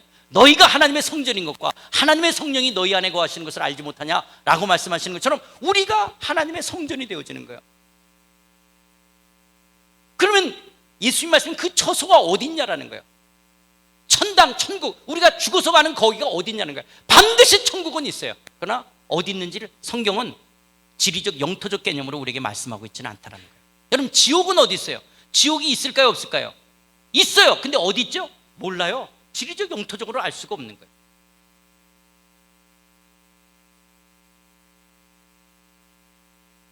제가 다음 주간에 어디를 가요. 이제 중국에서 추방당한 선교사들이 많았기 때문에 그분들이 모여서 수련회를 하는데 가요. 제가 만약에 가다가 비행기가 폭발해서 죽었어요. 비행기가 폭발해서 내가 죽었어요. 전 천국에서 뛸 거예요. 근데 거기가 어디냐? 몰라요, 저도요. 그러나 있어요, 없어요? 있어요. 천국은 있어요, 없어요? 있어요. 오늘 밤 여러분이 죽인다면 어디에서 깰 거예요? 천국. 근데 그 천국이 어디일까요? 우리 3차원적인 우리의 인식으로는 알 수가 없는 거예요. 그러자 또 우리 어머님이 이걸 질문하세요. 바리새인들이 하나님의 나라가 어느 때에 임하나이까 묻거늘 예수께서 대답하여 이르시되 하나님 나라는 볼 수 있게 임하는 것이 아니요 또 여기 있다 저기 있다라고 못하리니 하나님 나라는 너희 안에 있느니라. 하나님 나라가 어디 있대요? 제가 예수님이에요? 제가 일부러 내려가야 돼요, 이게. 자, 제가 예수님이에요? 이스라엘 사람들이 예수님 말씀을 듣고 있어서 이렇게 두께. 자, 하나님 나라는 여기 있다 저기 있네 너희 안에 있느니라. 하나님 나라가 어디 있대요? 그러니까 어디 있어요? 제가 예수님이에요? 너희 안에 있잖아. 너희 안에. 하나님 나라는 볼 수 있게 임하는 것이 아니라 또 여기 있다 저기 있다는 못하느니 하나님 나라는 어디 있느니라? 너희 안에 있잖아. 미. 예수님 너희 안에 있잖아. 나 아니. 여러분 마음이 아니라 예수님 너희 안에 있잖아. 내가 하나님의 나라에 예수님을 이야기하는 거예요. 너희 안에 있잖아. 나 너희 안에. 그러니까 한국 성경을 보고서는 죽었다 깨도 알 수가 없는 거예요. 너희 안에 있다면 다 우리 마음이라고 생각하지 이걸 어떻게 이게 예수님을 가르친다라고 우리가 어떻게 알게 됐어요? 그런데 이제 헬라어 성경을 보면 이제 이걸 알게 되어지는데요. 이게 이 너희 안이라고 하는 헬라어 전치사가 엔토스 휴몬이에요. 이게 너희 안이라는 전치사인데 너희 가운데 예수님이 왕권을 갖고 무리 중간에 임하신 것을 이야기하는 거예요. 그래서 도리어 영어 성경은 제대로 번역됐어요. Among you, within you로 번역됐어요. 그런데 한국 성경을 보면 너희 안이라고 그러니까 전부 우리 마음에 있다라고 우리는 오해할 수밖에 없는 거예요. 근데 우리 마음을 이야기하는 것이 아니라 예수님이 무리들 가운데 왕권을 갖고 임한 것을 이야기하는 거예요. 그래서 하나님 나라가 너희 안에 있다. 무리들 가운데 있는 거예요. 자, 그러나 왕 대신 예수님이 내 안에도 계셔요. 그래서 예수님이 나를 다스린다면 하나님 나라가 내 안에 있어요, 없어요? 있는 거예요. 그래요. 그러니까 그냥 우리 마음이 하나님 나라다. 그럼 불교가 돼요. 극락이 우리 마음이에요. 그러나 그런 것이 아니라 왕이신 예수님이 내 안에 계셔서 나를 다스리시고 예수님의 다스림에 내가 순종하며 살아간다면 내 안에 하나님 나라가 이루어진 거예요. 그러니까 하나님의 나라라는 천당 천국은 하나님의 다스림에 순복하는 거예요. 하나님의 통치를 받는 거예요. 그것이 하나님 나라예요. 그러면 여러분들이 집에를 가서도 하나님의 다스림을 받고 있어요. 그럼 거기가 뭘까요? 하나님 나라가 되는 거예요. 직장에 가서도 하나님의 다스림을 받아요. 그럼 거기가 어디가 돼요? 하나님 나라가 되는 거예요. 그래서 빈들이나 초막이나 왕 대신 예수님을 내가 모셨다면 거기가 뭐예요? 하나님 나라가 되는 거예요. 그러니까 하늘나라가 뭐예요? 하늘나라가 하나님 나라예요. 하나님이 왕이 돼서 다스리는 거예요. 그래서 천국은 죽어서만 가는 곳이 아니에요. 지금 왕 대신 예수님을 내가 모셨다면 내 삶이 하나님의 나라인 거예요. 집에 가도 하나님 나라, 회사를 가도 하나님 나라, 친구들을 만나도 하나님 나라, 골프장에 가도 하나님 나라, 내가 드라마를 보고 있으면서도 하나님 나라, 예배당에 와서도 하나님 나라. 왕 대신 주님의 통치와 다스림 속에 있다면 나는 하나님 나라 안에서 살아가는 거예요. 그러기에 우리의 신앙은 이론론이 돼야 되는 거예요.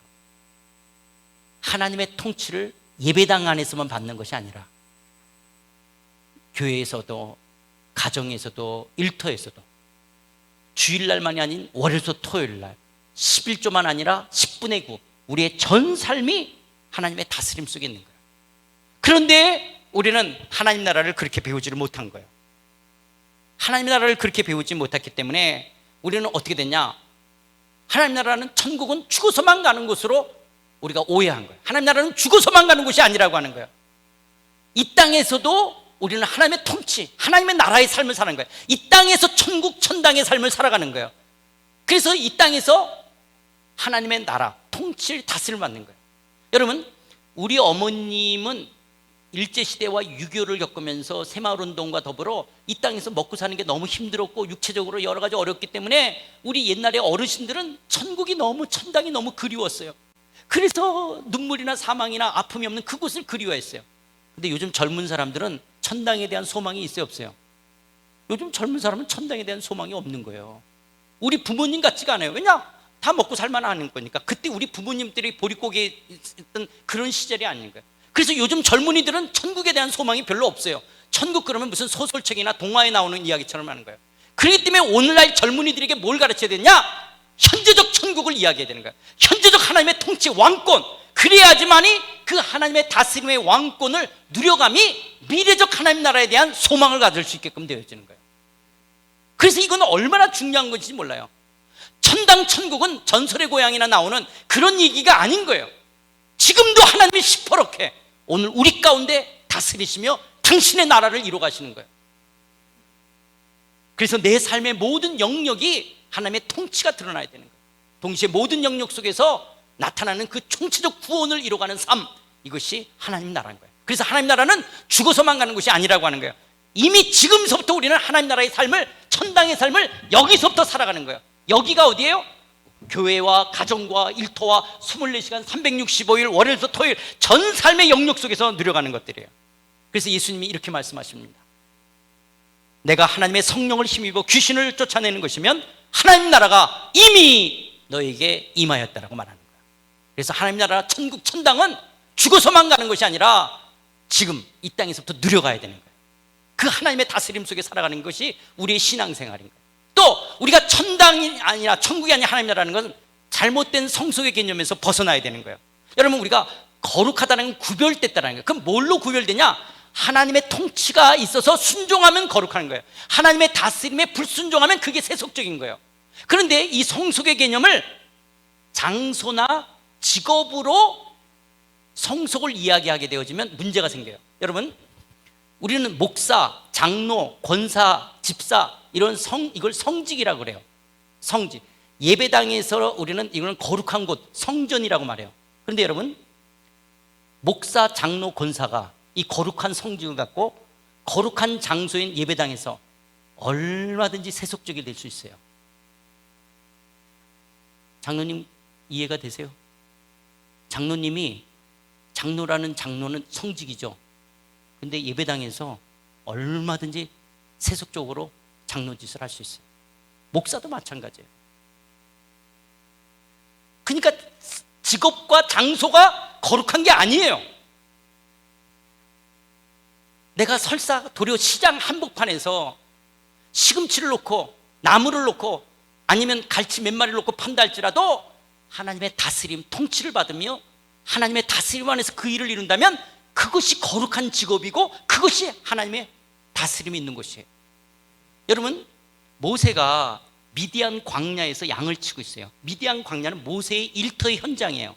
그런데 떨기나면서 불이 붙는 거예요. 마른 번개가 치기 때문에 떨기나면서 불 붙는 일이 자주 있어요. 근데 잎사귀가 별로 없기는 꺼져야 되는데 계속적으로 불이 붙는 거예요. 그래서 갔어요. 그랬더니 하늘로부터 소리가 나서 네가 선 곳은 거룩한 곳이니 내 발에 신을 벗으라. 모세가 쓴 영토, 흙이 거룩한 것이 아니라 하나님의 통치가 임하자 거기를 거룩한 땅이라고 말하는 거예요. 하나님의 왕권이 임하냐 거기를 거룩한 거예요. 그렇다면 하나님의 통치가 우리 가정 가운데 임하면 우리 가정이 거룩한 곳이에요. 내 일터가, 내가 일하고 있는 곳 속에 하나님의 다스림, 통치가 임하면 그것이 거룩한 곳이에요. 그런데 예배당 안에서 하나님의 다스림을 안 받으면 그게 세속적인 거예요. 그렇기 때문에 여러분, 거룩이라고 하는 것은 장소나 직업에 있는 것이 아니에요. 하나님의 다스림을 받고 있느냐 안 받고 있느냐라는 거예요. 저는 제가 목사이기 때문에 여기에 두렵고 떨림이 있는 거예요. 제가 목사로서 예배당 안에서 얼마든지 세속적인 목사 짓을 할 수가 있기 때문에 그래요. 절대 거룩하지 않아요. 내가 하나님의 통치 앞에 내가 얼마나 엎드리고 그분의 다스림이 내 삶을 통해서 나타나도록 어떻게 내가 나를 주님 앞에 나의 마음을 고정하고 내가 그리스도와 함께 죽은 자로 주의 다스림만이 온전히 드러나도록, 그래서 하늘에서 하나님의 뜻이 이루어지도록 내 삶에 주의 뜻이 나타나도록 나를 드릴 것이냐에 있는 거예요. 그런데 저는 어릴 때부터 자라면서 성수주의에 귀가 따갑도록 전 듣고 자랐어요. 성수주의. 그러나 월요일에서 토요일은 어떻게 살아야 되는지는 저는 못 배웠어요. 여러분, 7분의 1이 커요? 7분의 6이 커요? 근데 하나님은 그냥 하루만 거룩하게 살면 월요일부터 토요일은 아무렇게 살아도 돼요? 아니에요. 7분의 7이 다 주님의 다스림 속에 있어야 되는 거예요. 7분의 7, 월요일부터 주일까지 7일이 다 하나님의 다스림 속에 살아야 된다라고 하루를 구분하는 거예요. 그래서 내가 오늘 예배를 드리고 하나님의 통치를 받는 것처럼 월요일부터 토요일을 하나님의 다스림을 받으며 살아가겠다, 이게 성수주의인 거예요. 왜 11조를 하냐? 10개가 다 하나님의 것이라는 거예요. 10개가 다 하나님의 것이라고 한 개를 구분해서 11조를 드리는 거예요. 그러니까 언제 정신을 차려야 돼요? 10분의 9를 쓸 때 정신을 차려야 되는 거예요. 10분의 9가 누구 거죠? 하나님 거예요. 자, 그럼 우리 어머님 김건사가 뭐라 하냐? 그럼 우리 뭐 먹고 사니? 그럼 다 하나님 거니 우리가 뭐 먹고 사니? 그게 우리 어머님이 이혼론 잘못된 교육을 받고 신앙생활 하시는 거예요. 우리가 먹고 사는 것도 무슨 일이에요? 하나님의 다스림 안에 있다면 그게 주님의 일인 거예요. 자녀를 키우는 것도 주님의 일이에요. 먹고 사는 것도 주님의 일이에요. 그래서 주님의 다스림을 받으면서 나만 이렇게 먹고 잘 살아도 되나? 혹시 이거 하나님이 다른 사람도 먹고 살도록 도와주라고 말씀하지 않냐? 이런 마음의 여백들을 갖고 있어야 되는 거예요. 그런데 우리는 11조만 내면 10분의 9는 내 거예요.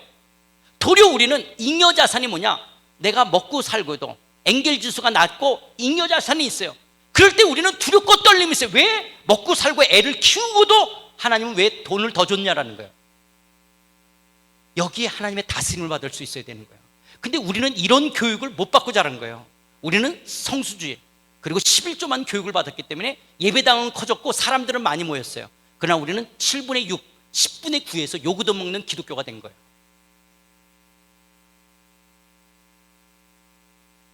우리의 신앙과 삶이 통합되어야 되는 거예요. 예배당 안에서만 신앙이 아니라 가정과 일터와 사회생활 속에서 우리의 신앙과 삶이 통합된 이론론적인 삶으로 드러나야 되는 거예요. 그래서 여러분, 골프 치면서도 주님의 다스림을 받는 거예요. 내가 이렇게 많은 시간을 골프장에서 보내도 되는지, 내가 드라마를 보면서도 내가 주님 앞에서 내가 이래야 되는지, 거기에 주님 뭐라고 말씀하신지를 들을 수가 있어야 되는 거예요. 드라마 보는 게 잘못된 것이 아니에요. 드라마를 보면서 주님의 다스림을 내가 봐요. 이런 드라마를 내가 보는 게 좋은지, 어떤지, 주님이 뭐라고 말씀하실지. 그래서 내 모든 삶의 영역 속에서 주님의 통치를 받는 거예요. 그렇지 않으면 잘못된 성숙의 개념에 우리가 매어서 교회에서 하는 일, 그리고 하나님 앞에 11조 드리는 거, 이건 거룩한 거고, 월요일부터 토요일까지, 그리고 10분의 9는 그냥 내 마음대로 쓰면, 그러면 믿음의 선한 영향력을 나타낼 수가 없어요. 사람들에게 드러낼 수가 없는 거예요. 그래서 한국교회가 욕도 먹게 된 거예요. 우리가 이 잘못된 성숙의 개념에 벗어나 하나님의 통치가 이루어지는 것이 거룩한 것이에요. 하나님의 통치가 이루어지지 않으면 세속적인 것이라고 하는 거예요. 그리고 세 번째로, 그래서 먹든지 마시다 하나님의 영광을 무엇을 하든지 다 하나님 아버지의 이름으로 하라고 말씀하시고 있는 거고요. 세 번째로, 내 중심이 아닌 하나님 중심의 삶을 살아가는 거예요.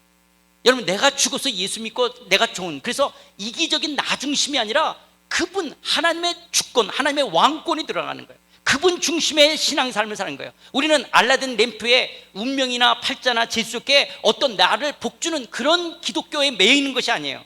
우리는 하나님의 주권과 통치, 하나님의 왕권이 이루어지면 그분의 섭리 아래 있는 거예요.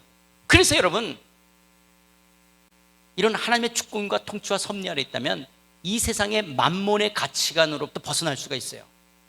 무슨 말이냐면, 기독교인들이 다 부자가 되는 게 아니에요. 다 재벌이 되지 않아요. 재벌이 되는 사람도 있어요. 근데 아닐 수도 있는 거예요. 기독교인이 다 서울대 들어가고 하버드 들어가는 것이 아니에요. 들어가는 사람도 있고 못 들어가는 사람들이 있어요. 그렇다고 해서 열등한 것이 아니에요. 왜냐하면 공부를 잘하는 사람이 있고 못하는 사람이 있어요. 운동을 잘하는 사람이 있고 못하는 사람이 있어요. 비즈니스를 잘하는 사람이 있고 못하는 사람이 있어요. 제가 상하이에 있으면서 진짜 엄청난 부자들을 만나본 적이 있어요. 저희 교회 교인, 출석 교인이 아까 제가 3,000명이 넘었다 그러잖아요. 별의별 사람이 다 있었어요.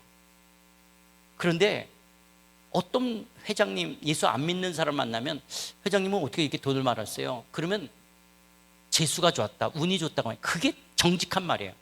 크리스찬 회장님을 만나면 하나님의 은혜죠. 그게 정직한 말이에요. 왜냐? 진짜 똑똑한 분들이 계시거든요. 진짜 돈 잘 벌고 진짜 똑똑. 근데 그런 분들은 별로 부자가 아니에요. 나는 그게 이해가 안 돼요. 저렇게 똑똑하고 저렇게 능력 있는 분은 별로 부자가 아니고 진짜 그런 분들은 별 무식한 것 같고 뭐 그런데도 엄청 그냥 알 수가 없는 거예요. 왜 그러냐 여러분? 하나님은 에덴 동산에서 사자도 만드셨지만 토끼도 만드셨어요. 하나님은 독수리도 만드셨지만 참새도 만드셨어요. 하나님은 장미도 만드셨지만 들꽃도 만드셨어요. 그래서 하나님은 보시기 심히 좋다고 했어요. 하나님은 절대로 사자와 토끼를 비교하지 않아요. 독수리와 참새를 비교하지 않아요. 다 각자의 역할로 공동체를 이루는 거예요. 그런데 죄가 들어왔어요. 죄가 들어오니까 어떻게 돼요? 사자는 우월하고 토끼는 열등한 거예요. 독수리는 우월하고 참새는 열등하다라고 이 세상의 가치관이, 만모니즘이 우리를 속이는 거예요. 그래서 끊임없이 예수 믿는 사람들이 어떻게 속는냐? 하나님 왜 나는 토끼일까요? 왜 나는 참새일까요? 하나님 나를 안 사랑하는가? 그래서 주님 나도 사자가 되게 해주세요. 하나님 나도 코끼리가 되게 해주세요. 내가 다 사자가 되고 코끼리가 되고 내가 독수리가 되면 자연계, 창조 질서가 깨지는 거예요. 하나님은 어떤 사람은 독수리지만 어떤 사람은 참새로 살아가는 거예요. 절대 열등한 것이 아니에요. 나는 나로서의 내 역할이 있는 거예요. 여러분 이 부분이 형성되지 않으면 목사님들 자체서부터 이러는 거예요. 어떤 목사님은 큰 교회를 하고 어떤 분은 작은 교회를 해. 그 작은 교회 하는 목사님은 열등하고 큰 교회 하는 목사님들은 우월한, 이게 다 만모니즘의 가치관인 거예요. 그렇지 않다라고 하는 거예요. 각자 자기 주어진 일을 하는 것들이에요. 여러분들이 교육을 못 받았다면 못 받은 대로, 내가 가난하면 가난한 대로 나는 나로서 내 인생을 살아가는 거예요. 하나님이 나를 덜 사랑하기 때문인가? 그렇지 않다라는 거예요. 세상에서 그런 주권, 우리는 이런 하나님의 주권적 삶. 그렇다고 내가 운명을 믿고 나는 이렇게 하나님의 각본에 의해서 이렇게 살도록 정해졌다, 그런 뜻을 말하는 것이 아니에요. 하나님은 결과론적인 데 있어서 나는 나로서의 최선으로 인도해 가시는 거예요. 그것이 어떤 것이 됐든 나는 나로서의 삶을 살아가는 것들이에요. 그래서 우리의 신앙이 하나님의 왕권, 하나님의 통치 주권 아래에 있을 때 우리는 모든 것이 합력하여 선을 이룰 것이기에 나의 나됨을 받아들이는 거예요. 이걸 사도 바울은 지체론으로 이야기하는 거예요. 우리가 다 머리가 될 수가 없어요. 우리가 다 심장이 될 수가 없어요. 우리가 다 손발이 아닌 거예요. 여러 지체가 함께해서 몸을 이루는 거예요.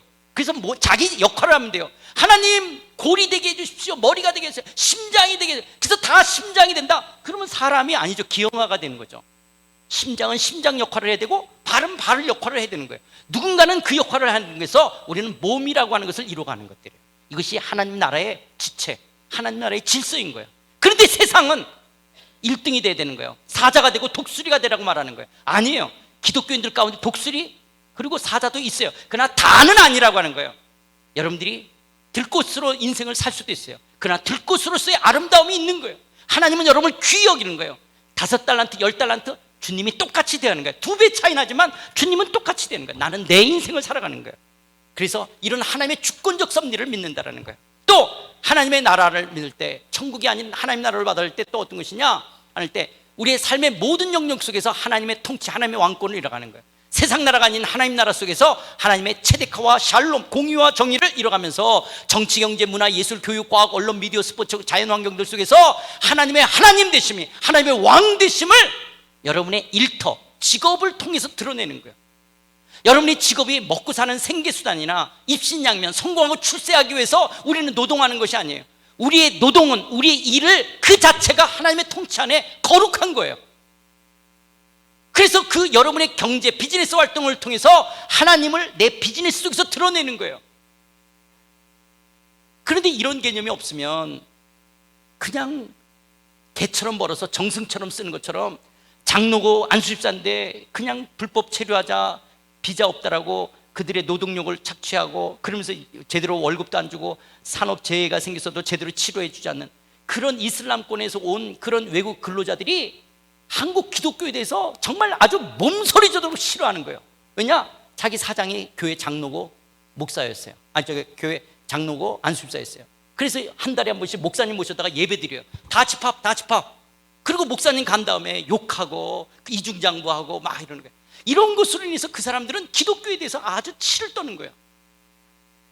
그런 것이 아니라는 거예요. 우리의 신앙은 하나님의 다스림이 우리의 모든 삶의 영역 속에서 드러나야 된다는 거예요. 이런 하나님의 통치 안에서 구원이라는 것은 그게 뭐냐, 우리는 잃어버려서는 안 되는, 그리고 하나님, 우리의 삶의 주인이 바뀌는 거, 하나님의 왕이 되어지는 거고, 그리고 하나님의 다스림이 그 안에 있는 순종의 삶을 살아가를 잃어버려서는 안 되는 절대적 가치라고 하는 거예요. 그래서 하나님 나라 안에서 구원받았다는 게 뭐냐, 삶의 주인이 바뀌었다는 거예요. 그리고 하나님의 다스림에 순종하는 삶을 살아야겠다. 잃어버려서는 안 되는 이 절대적 가치, 모든 밭에 있는 것을 다 팔아서라도 반드시 살아야 될 이 하나님의 나라라고 하는 거예요.